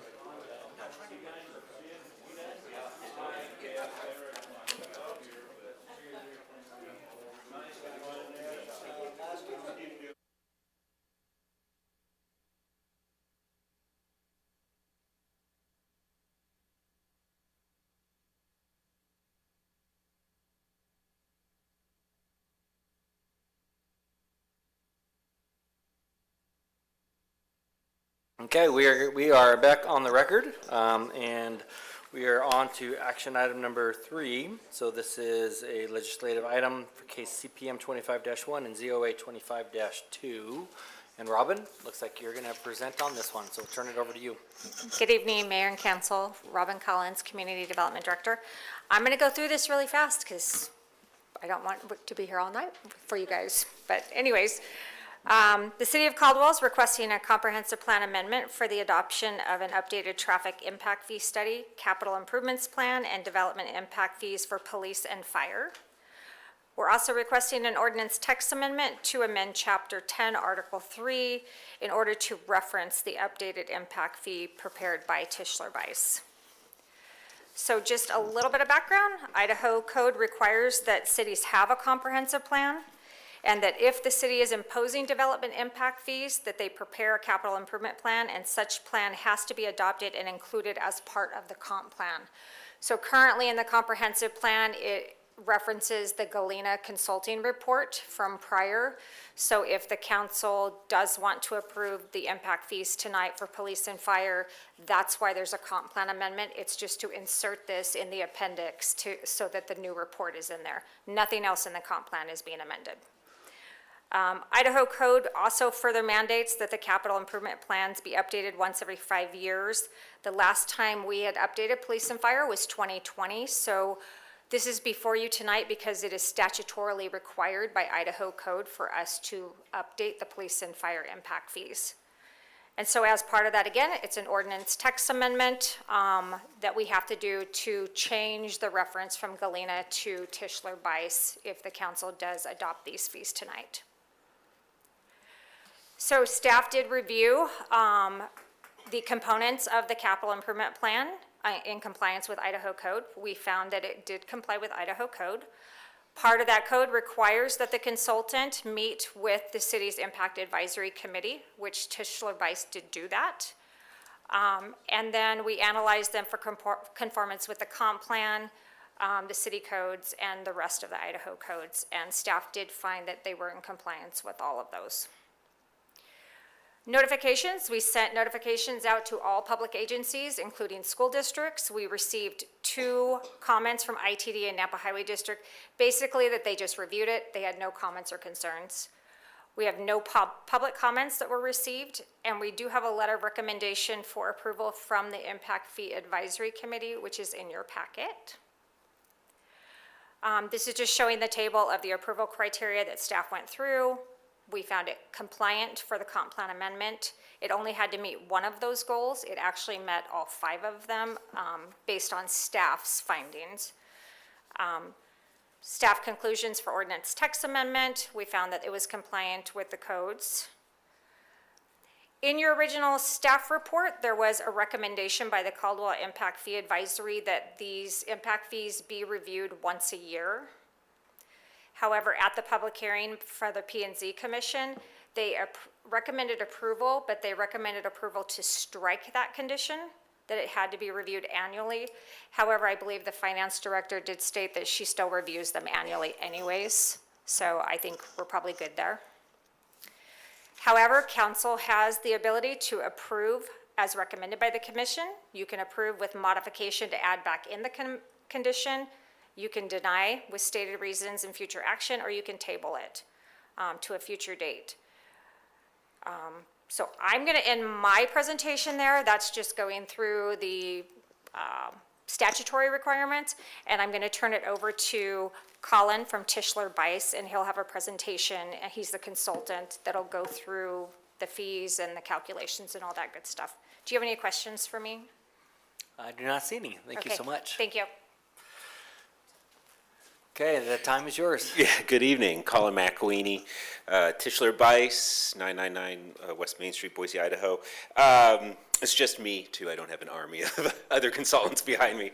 Yeah, I wanted to go over, the 5-year update, sort of how we got the final fee amounts, just a little bit more about the firm. Go by Tischler Bice, but we actually merged with Galena Consulting a couple years ago as well. So we're sort of the superpower now in doing impact fees throughout the state. You're seeing our experience there, but also more importantly, you're seeing how important impact fees play a role in funding infrastructure through the state. Really where you're seeing new homes are being built, fast growing communities through the state, you're going to find impact fees to help fund at least that sort of growth related infrastructure expansion. Don't want to dwell on too many of the details tonight, but as a reminder, impact fees are one-time payments that new growth pays to offset their new demand on infrastructure. Tonight we're talking about police and fire infrastructure, so that's police stations, fire stations, also large fire apparatuses. It's on those new subdivisions, new business parks, not on existing homes. And it's collected typically when the building permit is issued. Importantly, following state statute and national case laws, we have to put together this nexus study, this rationale report that hits on 3 things: need, benefit, and proportionality. We have to see that the community is growing, that you need impact fees, or you have a CIP, capital improvement plan, that has a growth-related share, so we need to collect the impact fees to fund those projects. Ensure that there's a benefit to people who are paying the fee. So we're looking at both using the dollars in a timely fashion, but if we have sort of large geographies, like if we did a Canyon County-wide impact fee, you might see different service areas to ensure that where the dollars are being collected is where the dollars are being spent. In this case, when we're thinking about large police stations or fire stations, everyone throughout the city is benefiting from those expansions there. And lastly, it has to be proportionate, so you're going to see a single-family fee versus a multifamily fee, retail, office, industrial, because there's different demands that come off of those development types, and we want to make sure the fee's proportionate to that.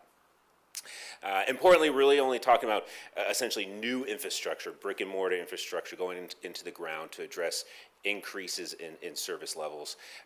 Although we're growing and we need to hire more police officers, more firefighters, those are just not impact fee eligible costs following state code. Also, if you have a leaky roof, a rusty slide, those aren't growth related costs. The leak wasn't caused because of the new homes that came in. So that's a cost that should be funded through your general fund. So give examples here. Park examples are a little bit easier to comprehend. Net new, essentially playgrounds, or net new fire stations, net new expansions of your police facilities would be impact fee eligible. Again, that sort of replacement of existing infrastructure wouldn't be. And then you're going to see instances where there could be a mixed funding, where if you're replacing something but you're expanding the capacity, the service capacity of that infrastructure, that added capacity could be impact fee eligible. A little bit more about impact fees in Idaho. They're kept in separate revenue funds, earning interest. That wasn't issue 6 years ago, 8 years ago, but now you're actually earning a little bit of money on that. Have to be spent within 8 years. You do have to have this impact fee advisory committee who reviews and provides recommendations during these updates. They also meet at least once a year to review this financial, essentially this one pager that Ray Lynn puts together, that they see the dollars being collected, and if dollars are being expended, that they sort of provide oversight to that. Capital improvement plans required, adopted in the comp plan, have to update these every 5 years. In the infrastructure we're thinking about, have to have a useful life of 10 years or longer. So, it's the sort of brick and mortar fire stations, not necessarily the seats that you're sitting in. Impact Fee Advisory Committee, a lot of information here, but it's made up of at least 5 members of the city, a few of which have to be within the development community. So they're home builders, commercial developers, realtors. They assist with understanding the growth that's occurring, certain trends, but they also provide insight on if these fees are increasing, is increasing at a rate that's going to stifle growth, and they provide input there. In this case, you know, we did, after, 3-4 times meeting with your DFAC, got approval of the validity of the study, the CIPs, and they recommended 100% of the maximum results here. Noted here, though, they also discussed including sort of revising how you assess residential fees, impact fees by square footage of the home, not the type of the home. Something that is becoming more common through the state. The city just doesn't actually have the software yet to administer something like that. But we are seeing that becoming more and more common, just to allow maybe a little bit more equity in the fee schedule, because smaller homes would ultimately pay a smaller impact fee. Give you an idea of sort of the building blocks of the study here. So we think about growth projections, meet with department staff to understand levels of service and capital plans. Bringing that together, there's different methodologies that we review.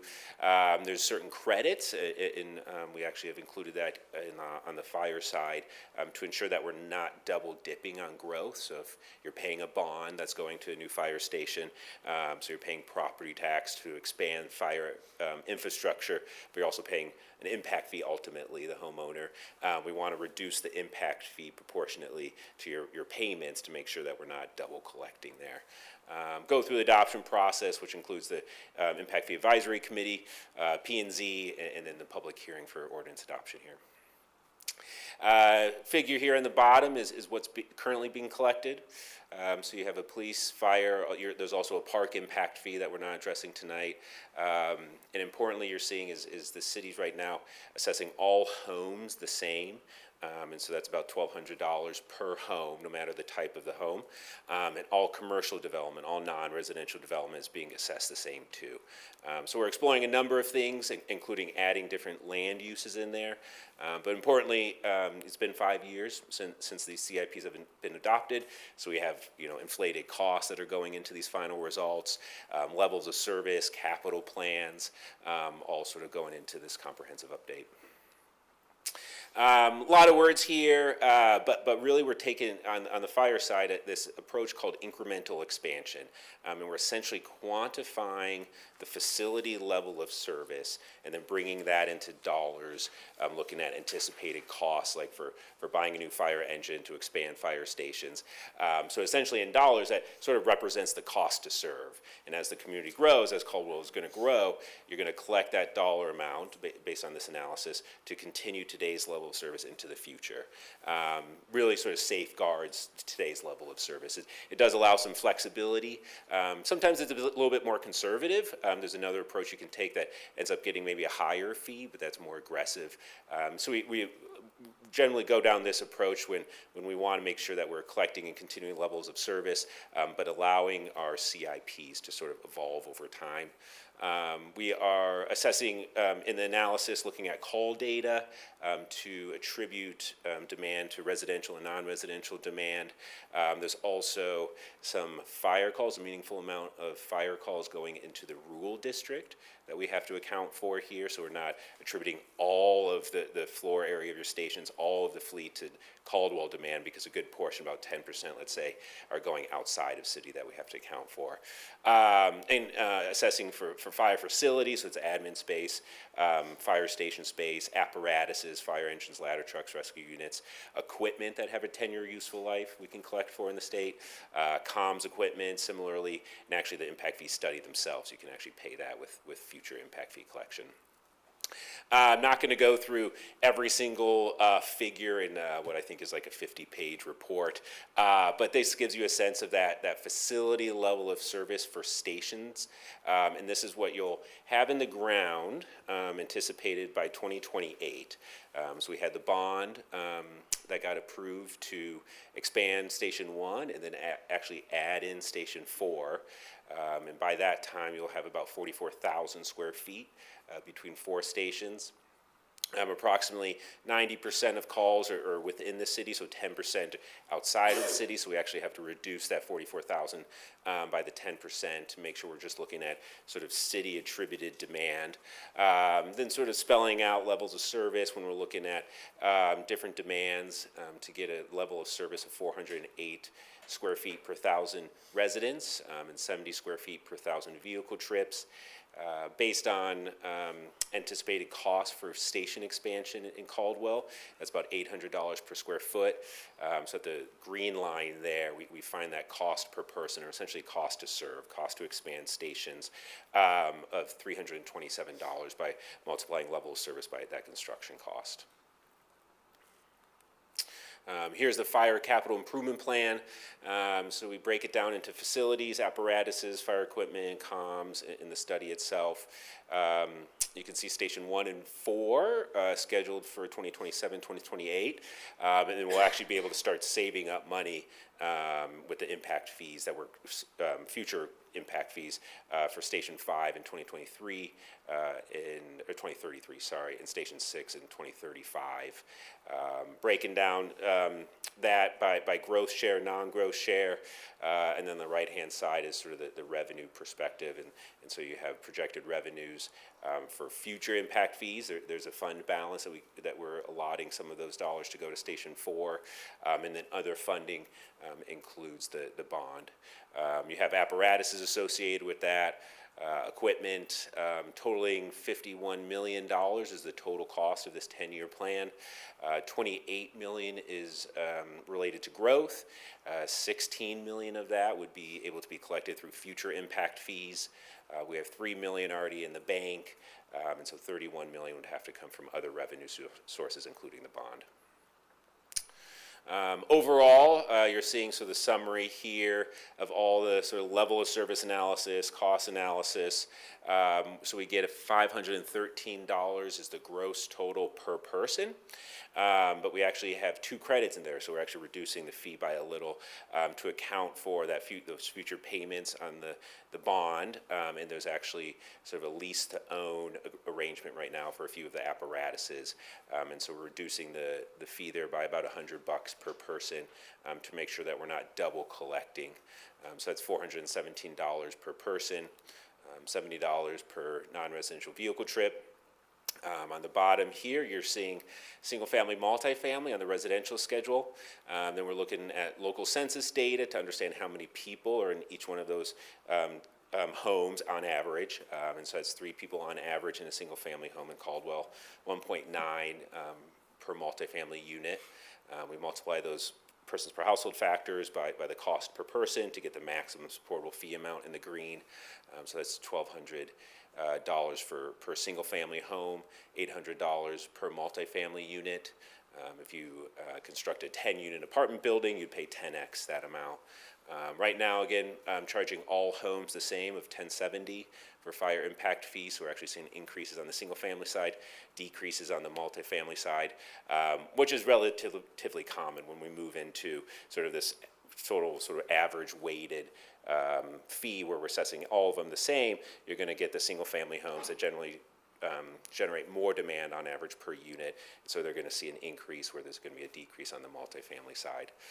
On the commercial side, we include retail, office, institutional, which is healthcare and education, industrial manufacturing, warehousing, and self-storage.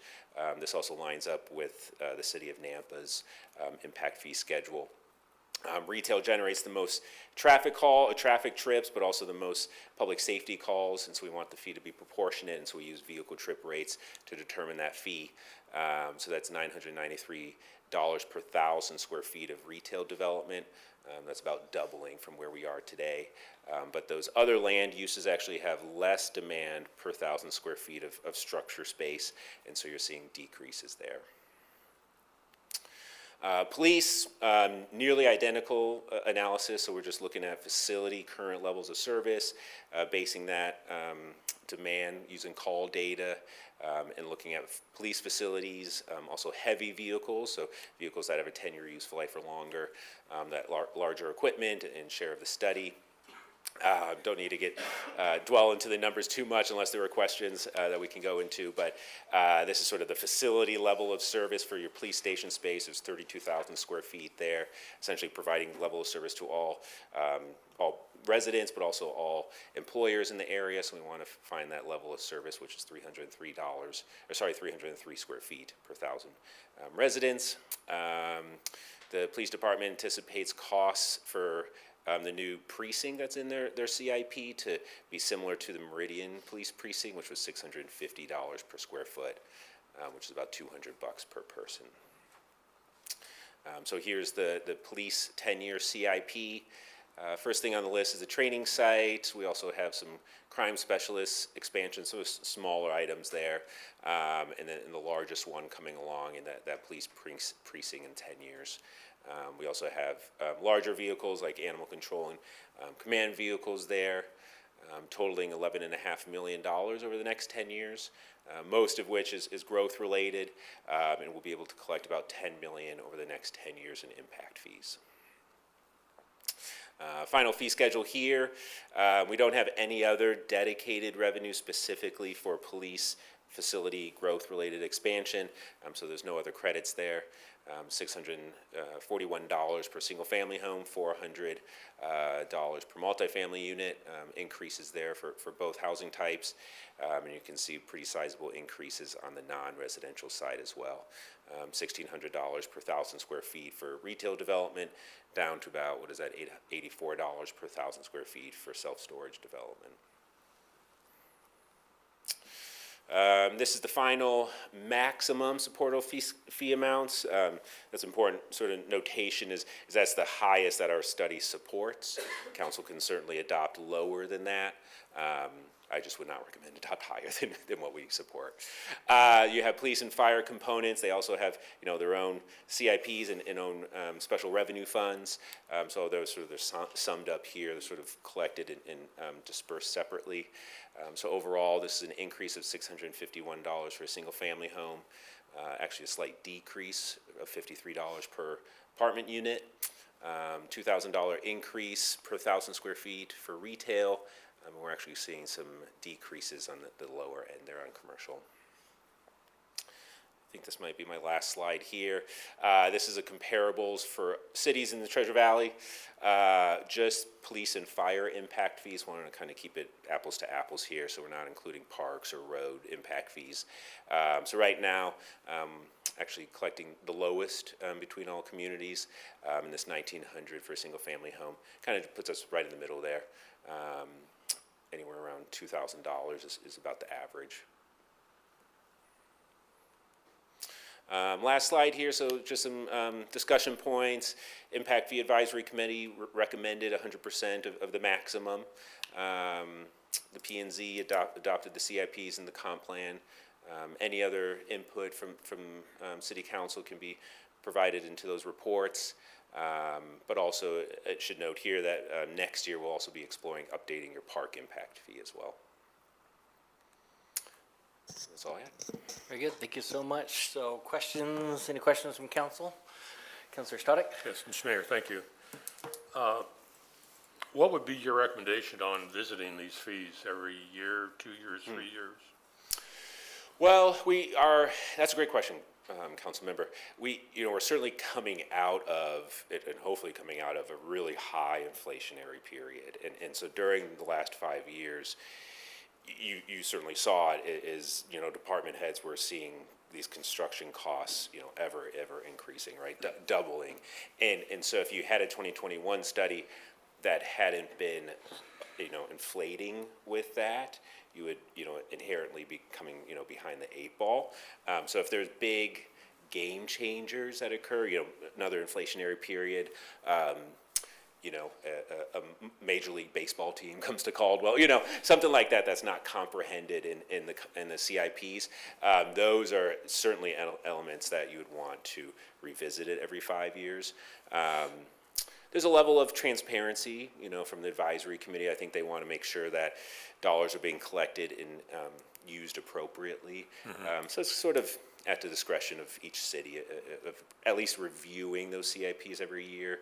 To do a sort of full sale update, meaningful changes, we go through this process, the whole study, following state code, which is a timely effort, it takes time for this effort. So we try not to update it every year, right? Because hopefully we did our job, and at least for the foreseeable future, we can capture the revenues needed. Reason I ask that question is because in my tenure with the city in the past, we've gone from one extreme where we're well over 5 years before we did it in the past, and now all of a sudden we're up to this amount, which I don't have any problem with it, because like I say, we seem to be playing catch up for the last 10, 15 years.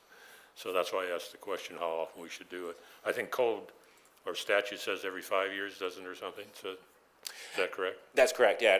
Yeah. I had my first baby 5 months ago, so I love as much work as possible. Yeah, I'd love to be on the day. Yeah, I got be you. here every year, yeah. Thank you. Any other questions this time? Okay, I don't see any. Thank you so much. Yeah, thank Appreciate you. that presentation. There's nobody signed up to speak on this item, so with that, turn it over to council if you do have questions for staff, or if there's any motions. And I believe the motion would be regarding action item number 4, that bill and ordinance, if I'm not mistaken. If you want to move forward with that. Councilor Allgood. I just had one quick question, and maybe I just missed it. Are we approving the actual fee or just the study tonight? I believe it is the fee. Yes, I see a head nod, so We're this is the approving these fee. new numbers that were just quoted tonight. That is correct. Okay.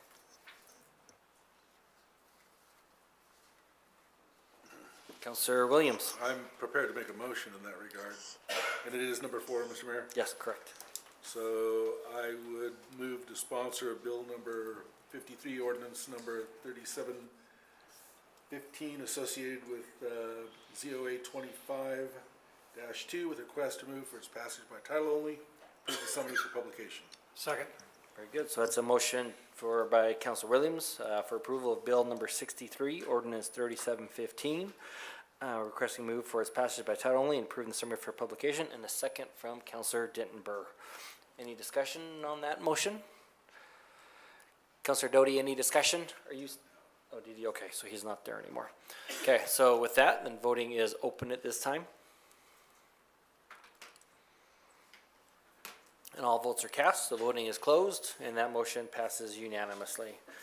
That'll move us on to action item number 5, and this is public hearing to report on and take comments for the CDBG Consolidated Annual Performance and Evaluation Report, the CAPER.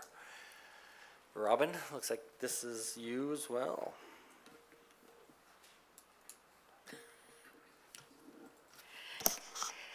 Good evening, Mayor and Council.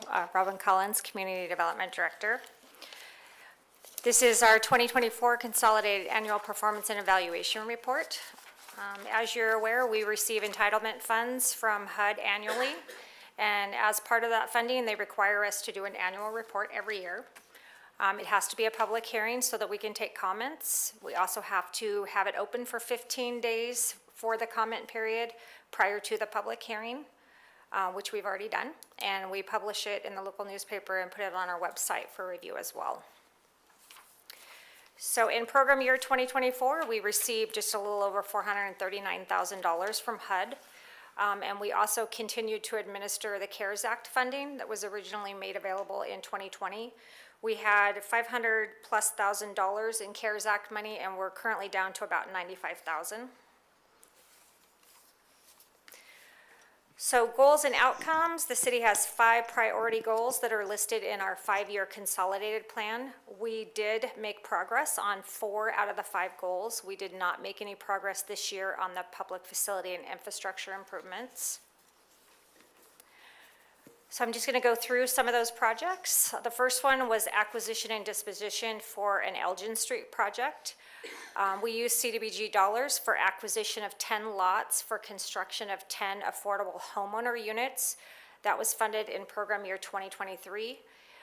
In program year 24, all 10 of those homes were completed, and 7 of the 10 homes have already been sold and are occupied by low to moderate income households, which is fantastic. As far as another program we did housing rehabilitation. We funded Treasure Valley Habitat for Humanity. This was a new program for Caldwell that we didn't have. So basically what this does is they have applicants come to them that are low to moderate income or seniors, and they can apply for help with stuff like handicap ramps or grab bars, retrofitting showers, shower heads, those types of things. They assisted 4 low to moderate income households, with 2 of those earning less than 30% of the area median income. So that's a great start to this program, and they are continuing in program year 2025 as well. Another new program we did in 2024 was we created a homeowner emergency repair program. This is through the city of Caldwell, so we're not using a subrecipient for this program. This is where somebody can apply to us, and they do have to be living in the home, so the home has to be owner occupied and low to moderate income. And it has to be something critical. Like this year we assisted 1 low to moderate owner occupied household with the repair of a failed sewer line. So that program has hit it off and running too, so we made good progress this year. Public services, as part of the grant funding, we can fund public services. We are capped at 15% of the entitlement funds towards public services. So we did fund Jesse Tree for emergency rental assistance and case management. We used our COVID funds to do that. And they assisted 91 individuals, and 43% of the ones they assisted were less than 30% AMI, so they were in the extremely low income category. We also use the funding for program administration, and that is to pay for the CDBG program manager, but it also pays for project monitoring, it pays for audits, it pays for equipment, it pays for if we have to have an outside consultant do a plan for us. And so we did that through program year 2024 as well. Just some highlights when you look at our annual goals in our annual action plan versus our actual outcomes. We did not anticipate supporting anybody through rental assistance this program year, but we did. We supported 32 households. We projected assisting 3 households through the production of new affordable units, and we actually did 7 new production units. And we projected supporting 3 families through the housing rehabilitation program, and we actually did 5. So we exceeded all of our goals this program year. When we look at the persons served, we served a total of 112 individuals through the CDBG program, with 39% of those in the extremely low income category. That's an increase from previous years. Usually we're more in the low to moderate income, so this year we were able to serve that lower end more effectively. So when we look at resources and expenditures, we had just a little over $1 million in resources. That was from the current program year entitlements plus previous years. We didn't expend as much in program admin this year because we did not fill that position. I've been doing that position, and I just code my time to that as necessary. So we only expended $67,000 in program year 2024 to administration and COVID-related activities. And then as a side note on the bottom, just to kind of touch on those things that why we didn't expend as much, we just didn't make the deadline for getting those into program year 2024. But we do have $400,000 that the council approved that was committed for land acquisition for an affordable housing project. They were, I don't know if you recall, they came in for a rezone, and then they also came in for a CDBG commitment. They were applying for low-income housing tax credits, and we just found out that they did receive the award for the state of Idaho for their low-income housing tax credits, which is great for Caldwell. So they will be coming forth with that land acquisition, and so we have that $400,000 set aside. And then we have $65,000 that we've committed for housing activities that'll take place in this current program year that we're in. $55,000 again for emergency rental assistance. We did do $20,000 to an infrastructure project to repair and replace the sidewalk pavers in downtown next to Indian Creek. I believe that project has been completed, so that invoice should be coming in. And then we do have about 500,000 set aside for the Lions Park infrastructure improvements that'll be coming online in 2025. Program year 2025, so that's 2026 for fiscal year. And then I'll stand for any questions that you might have. Very good, thank you so much. Counselor Allgood. Just one quick question. Yep. You know, we weren't eligible for CDBG until we hit 50,000 in population. As we continue to grow, do we get more money, or is that whatever, I mean, is it based on our population after the 50,000? I mean, how does that work? Mayor and Councilor Allgood, that's a great question. So every year we do have to apply for the HUD allocation. And it's based on some formula that I have no idea how it's based. Maybe Raylyn knows. I do know that when we hit 100,000 population though, it makes us eligible for home funds, which is another HUD funded program that will be able to expand our benefits to the community. So that those funds will be very helpful, and that's not too far away, is that 100,000. So, yeah, but we have been seeing an increase in our entitlements each year. Have we? Okay. Yeah. Wonderful, thank you. Very good, and I don't see any other questions. Okay. So thank you so much. So we do have a few people signed up on here, but none of them wishing to testify. All in support. James Barrett, Maria Solorio, Andrew Solorio, Jessica Duenas, Hazel Alonso, Christian Alonso, and Dalia Duenas as well, all signed up in favor but wishing not to testify. So with that, that would move us, I believe, to number 6 for the resolution for what was just presented. If there's any motions or if there's any discussion or questions, Councilor Denver. Mr. Mayor, I make a motion to approve Resolution 438-25, accepting the program year 2024 Consolidated CDBG Annual Performance Evaluation Report, the CAPER, for the Federal Housing and Urban Development CDBG program, and authorize the submission of the CAPER to the U.S. Department of Housing and Urban Development. Very good. Do we have a second? There's a motion from Councilor Denver and a second from Councilor Allgood for approval of Resolution 438-25. Any discussion? With that, voting is open at this time. All votes are cast, the voting is closed, and that motion passes unanimously. That'll move us into action item number 7. This is Appeal 25-4. This is a request for reconsideration, so these are unique. There's actually really no testimony on these. This is simply the city attorney will present this to you, and then for you to either thumbs up or thumbs down if you want this to come back at a future council meeting for that reconsideration. Thank you, Mr. Mayor, Council. That is correct. This is a request from an applicant for reconsideration to deny an annexation of the subject property. The reconsideration is pursuant to Chapter 10, Article 3, subsection 12G of the Caldwell City Code. This is indeed the first step of the reconsideration process.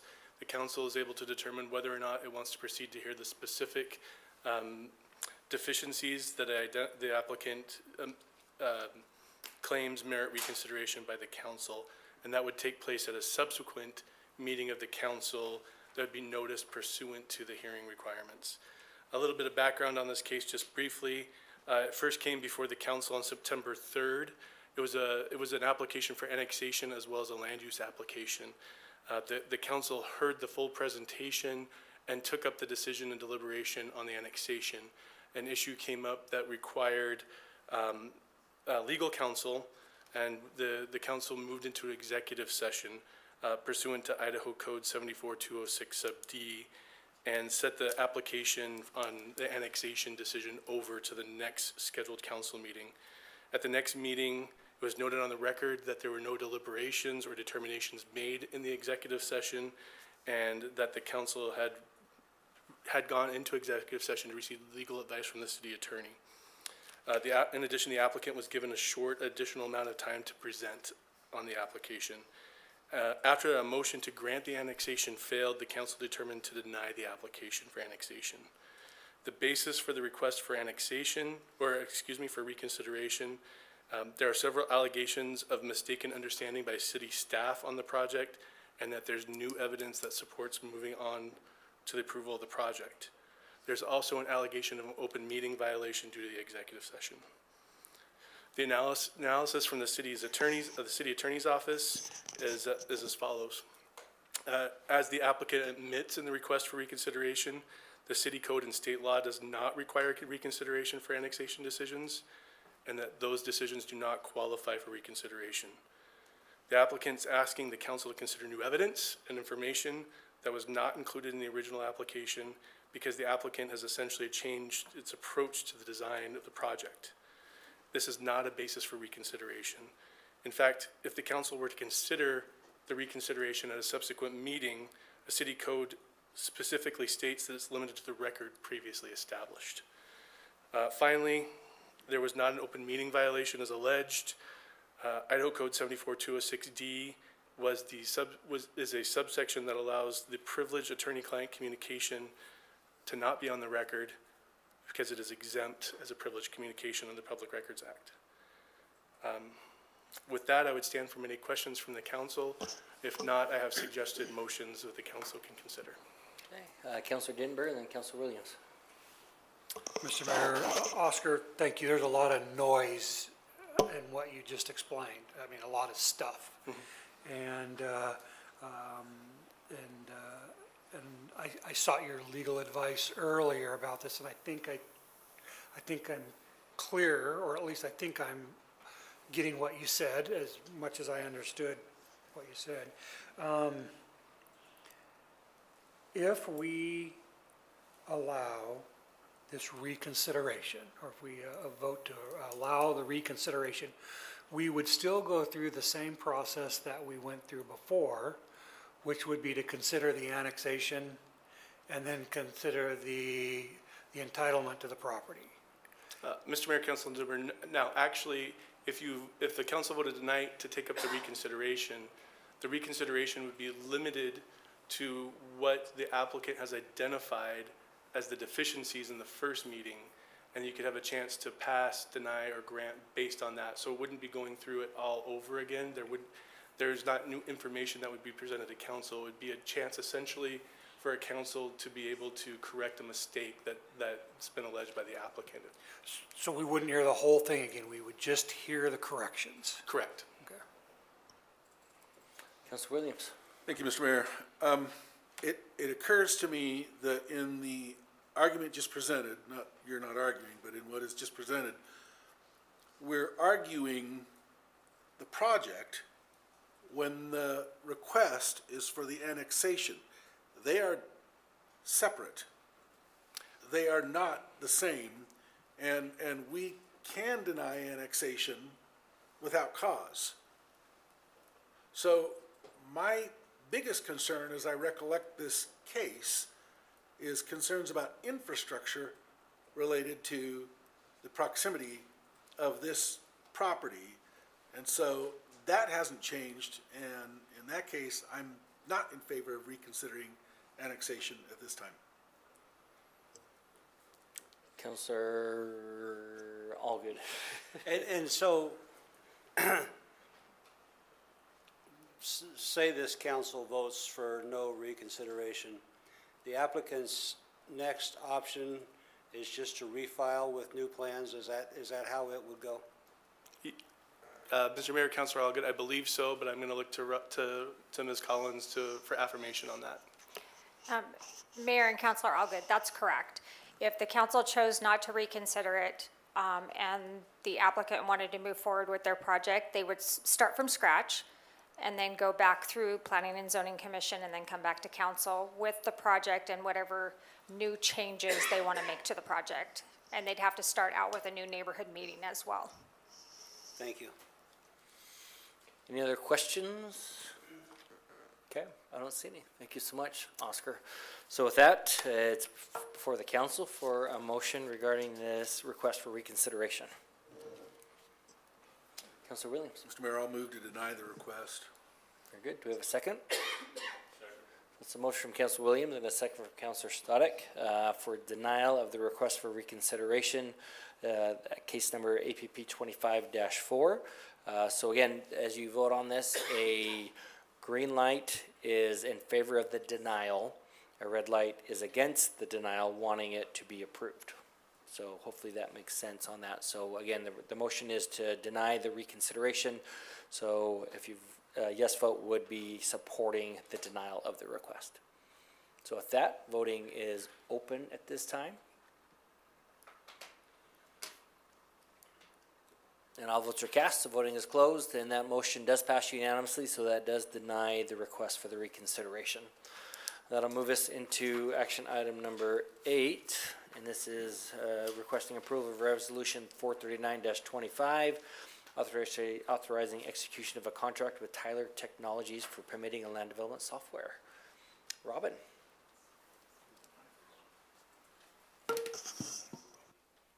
Mayor and Council, good evening.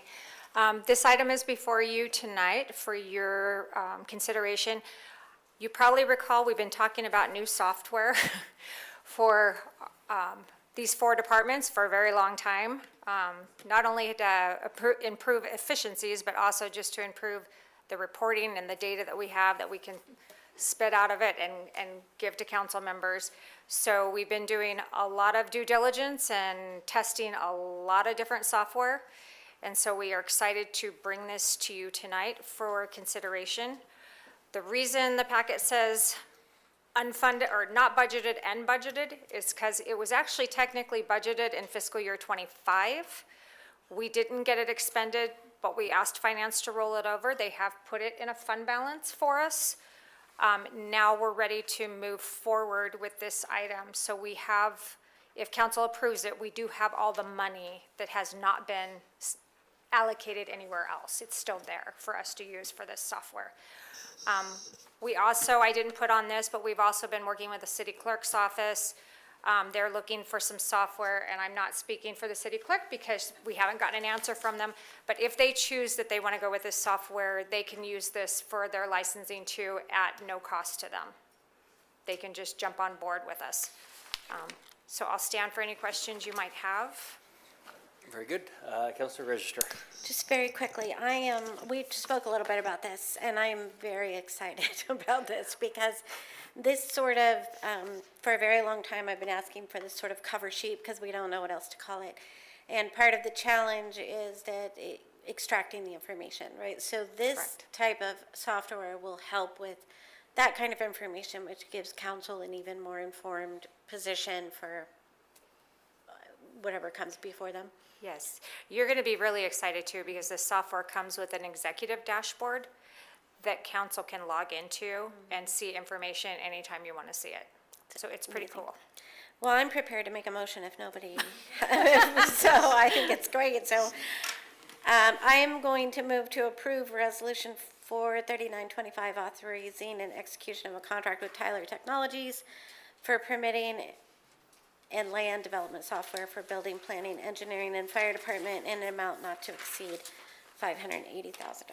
Very good. Do we have a second? So it's a motion from Councilor Register and a second from Councilor Stoddard for approval of resolution 439-25. Any discussion on that? So with that, voting is open at this time. And all votes are cast, so voting is closed, and that motion passes unanimously. And that'll move us into action item number 9. This is just a housekeeping item for annexing Cedar subdivision into the Caldwell Municipal Irrigation District. Do we have a sponsor of Bill 78, Ordinance 3730? Mr. Mayor, Councilor Allgood. I'll sponsor Bill number 78, ordinance number 3730, annexing Cedar subdivision, phase number 4, into the Caldwell Municipal Irrigation District. Do we have a second? Motion from Councilor Allgood and a second from Councilor Williams for passage of Bill 78, Ordinance 3730. With that, voting is open. All votes are cast, voting is closed, and that motion passes unanimously. That'll move us on to 10, which is housekeeping as well, even though this says repeal and annex, so this will be repealing a previous one and replacing that with this updated correct one. Is that correct, Madam Clerk? Yes, Mr. Mayor, that's correct. There were some issues with the parcel numbers, instrument numbers on the previous one, so this has been corrected and works with the mapping department just to make sure that all the right properties are included.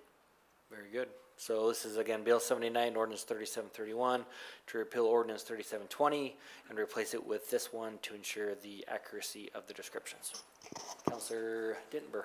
Mr. Mayor, I'll sponsor bill number 79, ordinance number 3731, repealing ordinance 3720, and annexing Maple Hills 3 and Bellardi Crossing to the Caldwell Municipal Irrigation District. Very good. Do we have a second? Motion from Counselor Dentburn, a second from Counselor Williams for passage of Bill 79, ordinance 3731. With that, voting is open at this time. And all votes are cast, so voting is closed, and that motion passes unanimously as well. So we are on to action item number 11. This is Bill number 80, ordinance 3732, amending ordinance number 3067, establishing the Downtown Caldwell Business Improvement District. Mr. MacDonald. Thank you, Mr. Mayor and Council. This is more or less a housekeeping item as well. In 2016, the Business Improvement District was adopted in the downtown area.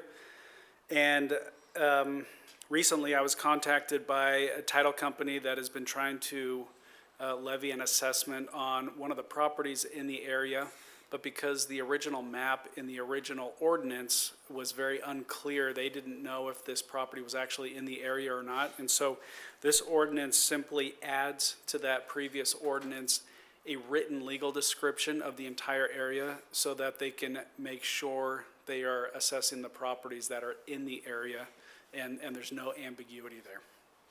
Very good. Any questions for Rob? Okay, very good. Thank you so much.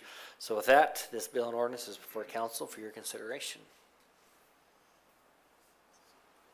Mr. Councilor Mayor. Allgood, yes. Just make sure I'm on the right one. I'll sponsor bill number 80, ordinance number 3732, amending ordinance number 3067, establishing the Downtown Caldwell Business Improvement District pursuant to Chapter 26, Title 50 of the Idaho Code, providing legal descriptions of the property within the district and making technical corrections. Good. Do we have a second? Second. So it's a motion from Councilor Allgood and a second from Councilor Stoddard for passage of bill number 80, ordinance 3732. Any discussion on that motion? And with that, voting is open. All votes are cast, so voting is closed, and that motion passes unanimously.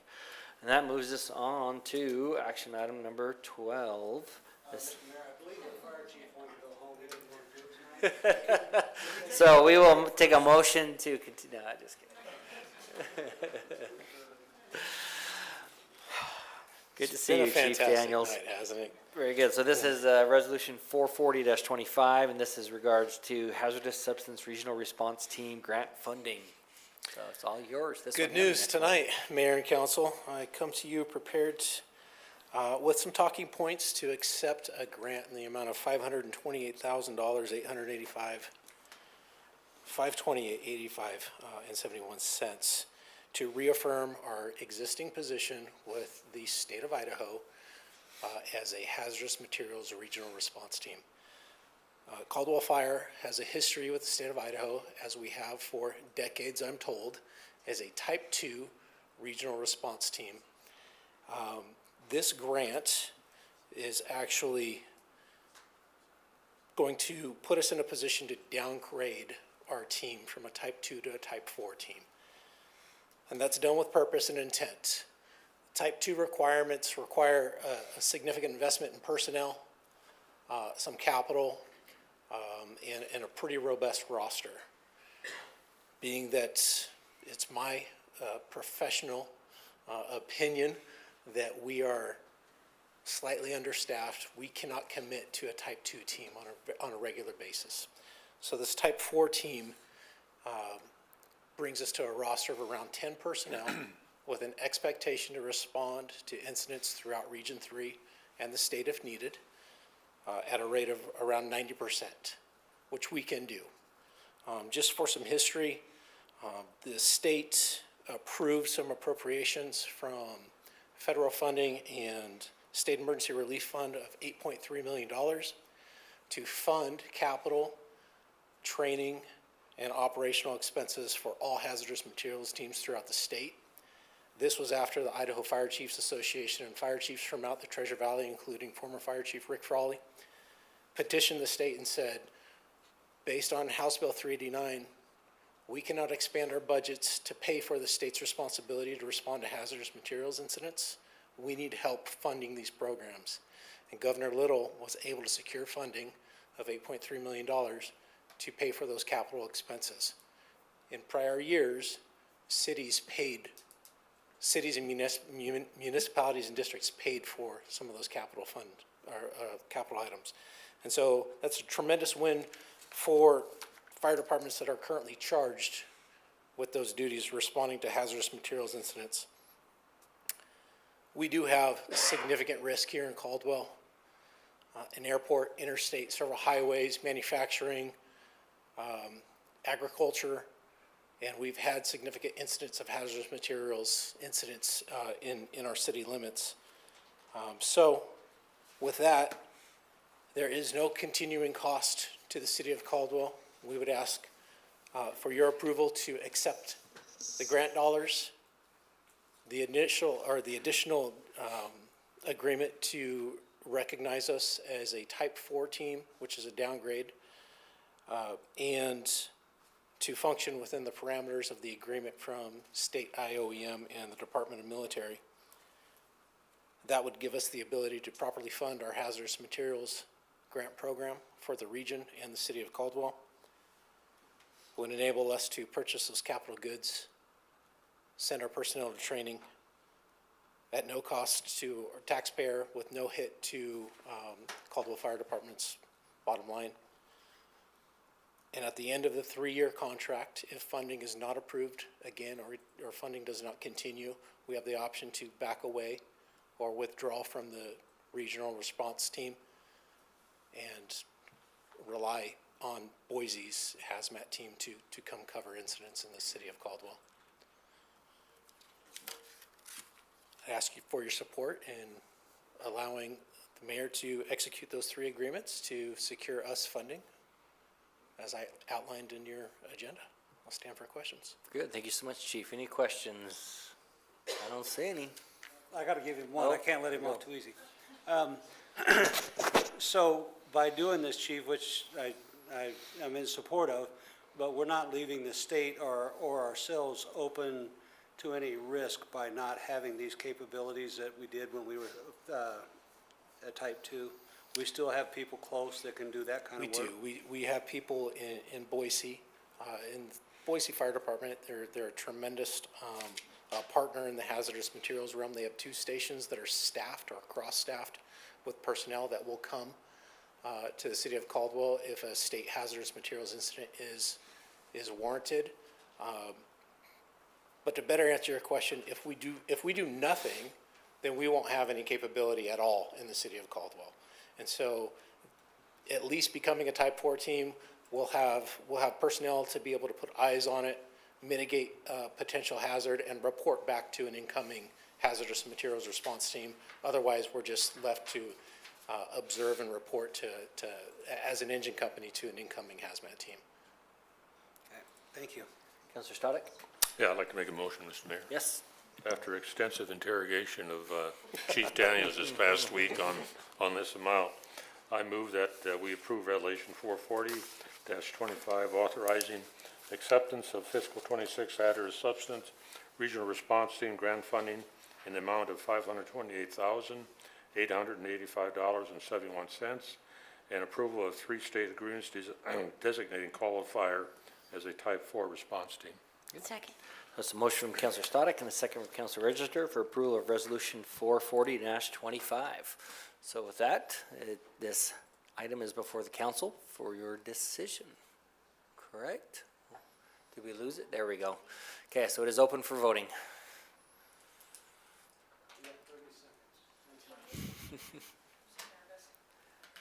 All votes are cast, the voting is closed, and that motion passes unanimously. And that'll move us right into number 13, and this is for Resolution 437-25, accepting the guaranteed maximum price construction contract for some new fire stations. Chief? Kind of a big deal, Mr. Mayor and Council. I may have to pivot to Haley because I anticipate some questions here. But this will be the last submittal required for spending these bond dollars of I'll have to refer back to $17,982,428 to begin construction phases for Stations 1, Fire Administration, and Station 4. Just for some back history, in November of '23, voters approved a bond initiative of $17.3 million to build 2 fire stations. In my hire in April of '24, I immediately stood up station design committees consisting of fire personnel, administrative staff, a city council member, as well as professional staff from City Hall. There we gauged what do we need for these 2 new facilities.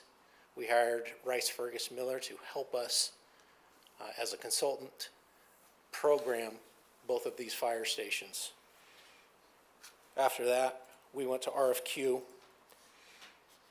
sometime in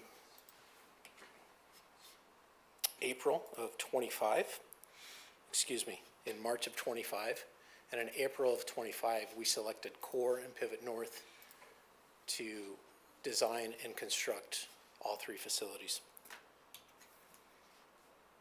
Initial cost estimates came in for what we needed based on programming at around $25 million.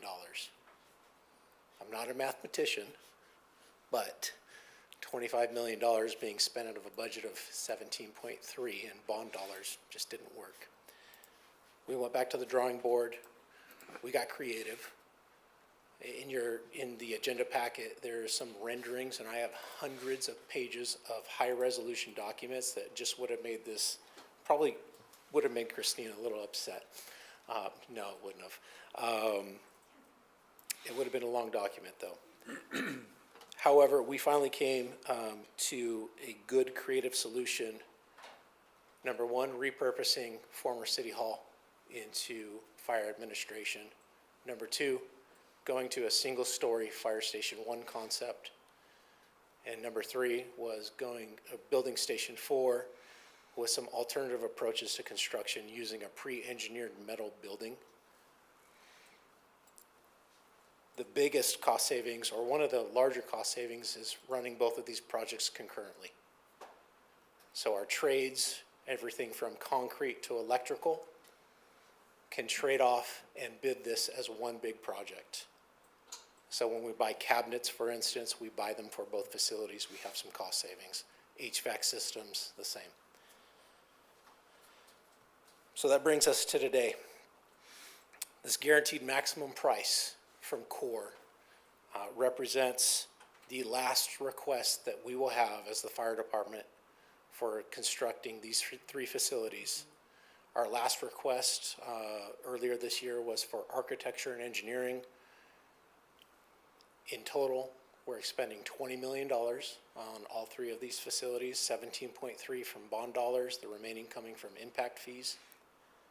And that will give us 3 state-of-the-art buildings, which are turnkey to include everything, including furnishings, fixtures, and equipment, or FF&E.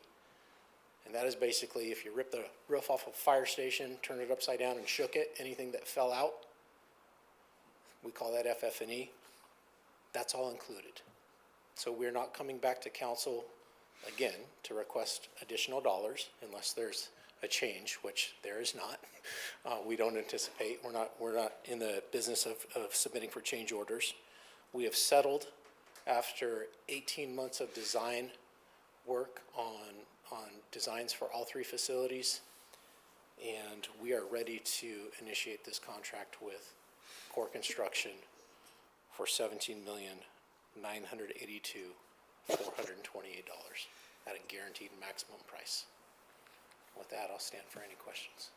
Very good. Thank you so much. Councilor Williams. Yeah, Chief, I do have one question. Thank you, Mr. Mayor. There seems to still be some lingering confusion about the timeline of these.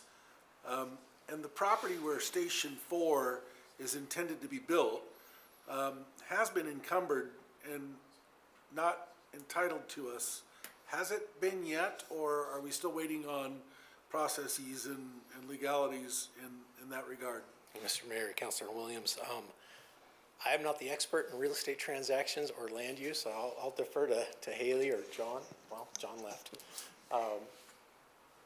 for that answer. Mr. Mayor, Councilman Williams, the property for Fire Station 4 is not yet owned by the developer for the Charles. And so he is working with moving up the timeline for him to acquire that property from the current farmer. The way that their purchase and sale agreement was written was that he would acquire that property at time of full development. So the developer is working very well with us to get that, just that one portion of property acquired so that he can then dedicate it to the city or to the fire station. And so we are meeting with the developer and with the chief. Hopefully we're trying to get for a meeting this week to get a hard deadline on when he thinks that he will be able to acquire it and then dedicate it over to us. But I will state, we are working well with our schedule. There's definitely efficiencies if we can have Station 4 lag Station 1 by a month or two so that all of our subcontractors can just move right over to the next station. But we did plan and budget our time with the RFQ that construction for Station 4 would not begin until January 2027. And so knowing that that was what our anticipation was with our RFQ, we are still well within our time frame to meet our deadlines for our bond. Thank you. That helps a lot, and I think it behooves us to put this information out there because misunderstandings create doubt, and so it's good to know that, and I appreciate you updating us on that. Councilor Stoddard? I'd like to make a motion, Mr. Mayor. Yes. After another extensive interrogation of Chief Daniels this past week, I move we approve resolution 437-25, accepting the general guaranteed maximum price construction contract with Core Construction not to exceed $17,982,428.00 as budgeted for the construction of Fire Station 1 and Fire Station 4. Very good. Do we have a second? Second. So motion from Councilor Stoddard and a second from Councilor Williams. Any discussion? Yes, Councilor Allgood. I had a couple of questions, so don't, I'm going to extensively question the chief. So just making sure the Charles development and where the station is proposed, is it annexed today? That is correct. The property is annexed into the city. It has just not been fully dedicated over to the fire department yet. Okay, and then one more question for the chief, if I may, Mr. Mayor. So, Chief, going from today until, let's say we inhabit this station at the end of 2027, how many more personnel do we have to give you in these next 2 years? Great question, Mr. Mayor. Councilor, initially, it could be as low as 6. Optimally, it would be 12 to completely staff that fire station. I start with 6, understanding a conservative approach that we could shift personnel and resources from Squad 12 over to Station 14 to get it up and running. But we would reduce our resources out of Station 12. 12 personnel is what we need per fire station, per engine company at a minimum though. So that would be an optimal figure. Thank you. Yeah, for sure. Any other discussion or questions? Okay, so again, the motion is for approval of resolution 437-25. And with that, it is before council and voting is open. And all votes are cast, so voting is closed. And that motion passes unanimously. And that'll move us into acceptance of the finance report. Councilor Allgood. I move that accounts payable in the amount of $5,024,485.23, represented by check numbers 190112 through 190391, and electronic payments and payroll in the amount of $1,032,326.02, represented by check numbers 40270 through 40678, and direct deposits be accepted, payments approved, and vouchers filed in the office of the city clerk. Do we have a second? Second. Motion from Councilor Allgood and a second from Councilor Stoddard for acceptance of the finance report. All those in favor say aye. And that motion passes. That moves us to council comments. Councilor Stoddick. Thank you, Mr. Mayor. I just want to thank Chief Daniels again for all the time he spent with me this last week on number 12 and number 13. Yeah. Anyway, it was great. And I also like to thank Mrs. North's crew for getting the check for the Veterans Hall, the $15,000 check. I picked it up from her office, and under the circumstances she went through this past week, I appreciate the amount of time that she put in to get this thing done, so. Thank you. Thanks so much, Councilor Register. Councilor Williams. Yeah, two things, and one, I don't know if anybody planned to do this, but they're right here.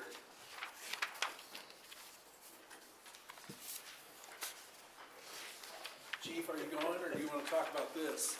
Because I think this is pretty exciting. The manufacturer of our apparatus that we're using now, Pierce, has selected our chief for this,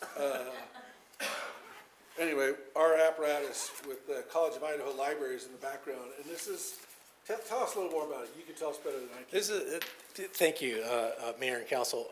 This is a photograph of Engine 11, our rescue pumper, which we placed into service earlier this year. It is on the January edition of the 2026 Pierce calendar. And it's the first time in 20 years that an Idaho Fire Department has made the calendar. I know Raylan's thinking probably, well, that's what you get with, I don't know, $5 million. But it's a highlight. It's a testament to what we're doing in Caldwell. Modern apparatus, modern infrastructure, and pretty awesome to put that out to the fire service community. That Caldwell Fire is a destination organization. It's a destination fire department, and that kind of proves it right there. So it was a great feather in our cap. We're really appreciative of that. And congratulations. It's Thank just you. more good news about Caldwell, and we can't say enough good. And then finally, I read in one recent news story, they called Caldwell the best place in the valley for a holiday experience. I think we would all agree with that. So that's it for tonight, Mr. Mayor. Very good. Councilor Allgood. Yes, sir. Well, it's been an interesting 4 years. I just want to say thank you for your service. You and Councilor Doty both. I don't know whether he's still on, I don't think he's online anymore, but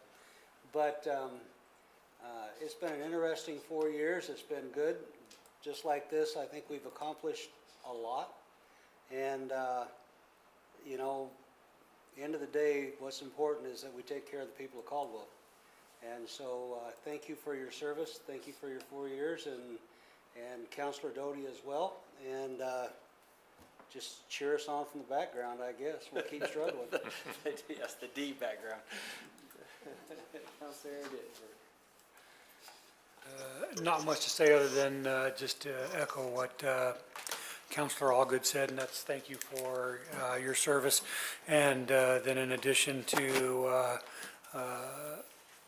what he said about, you know, the wishing the best for Caldwell, welcome you two sitting in the back to our next meeting.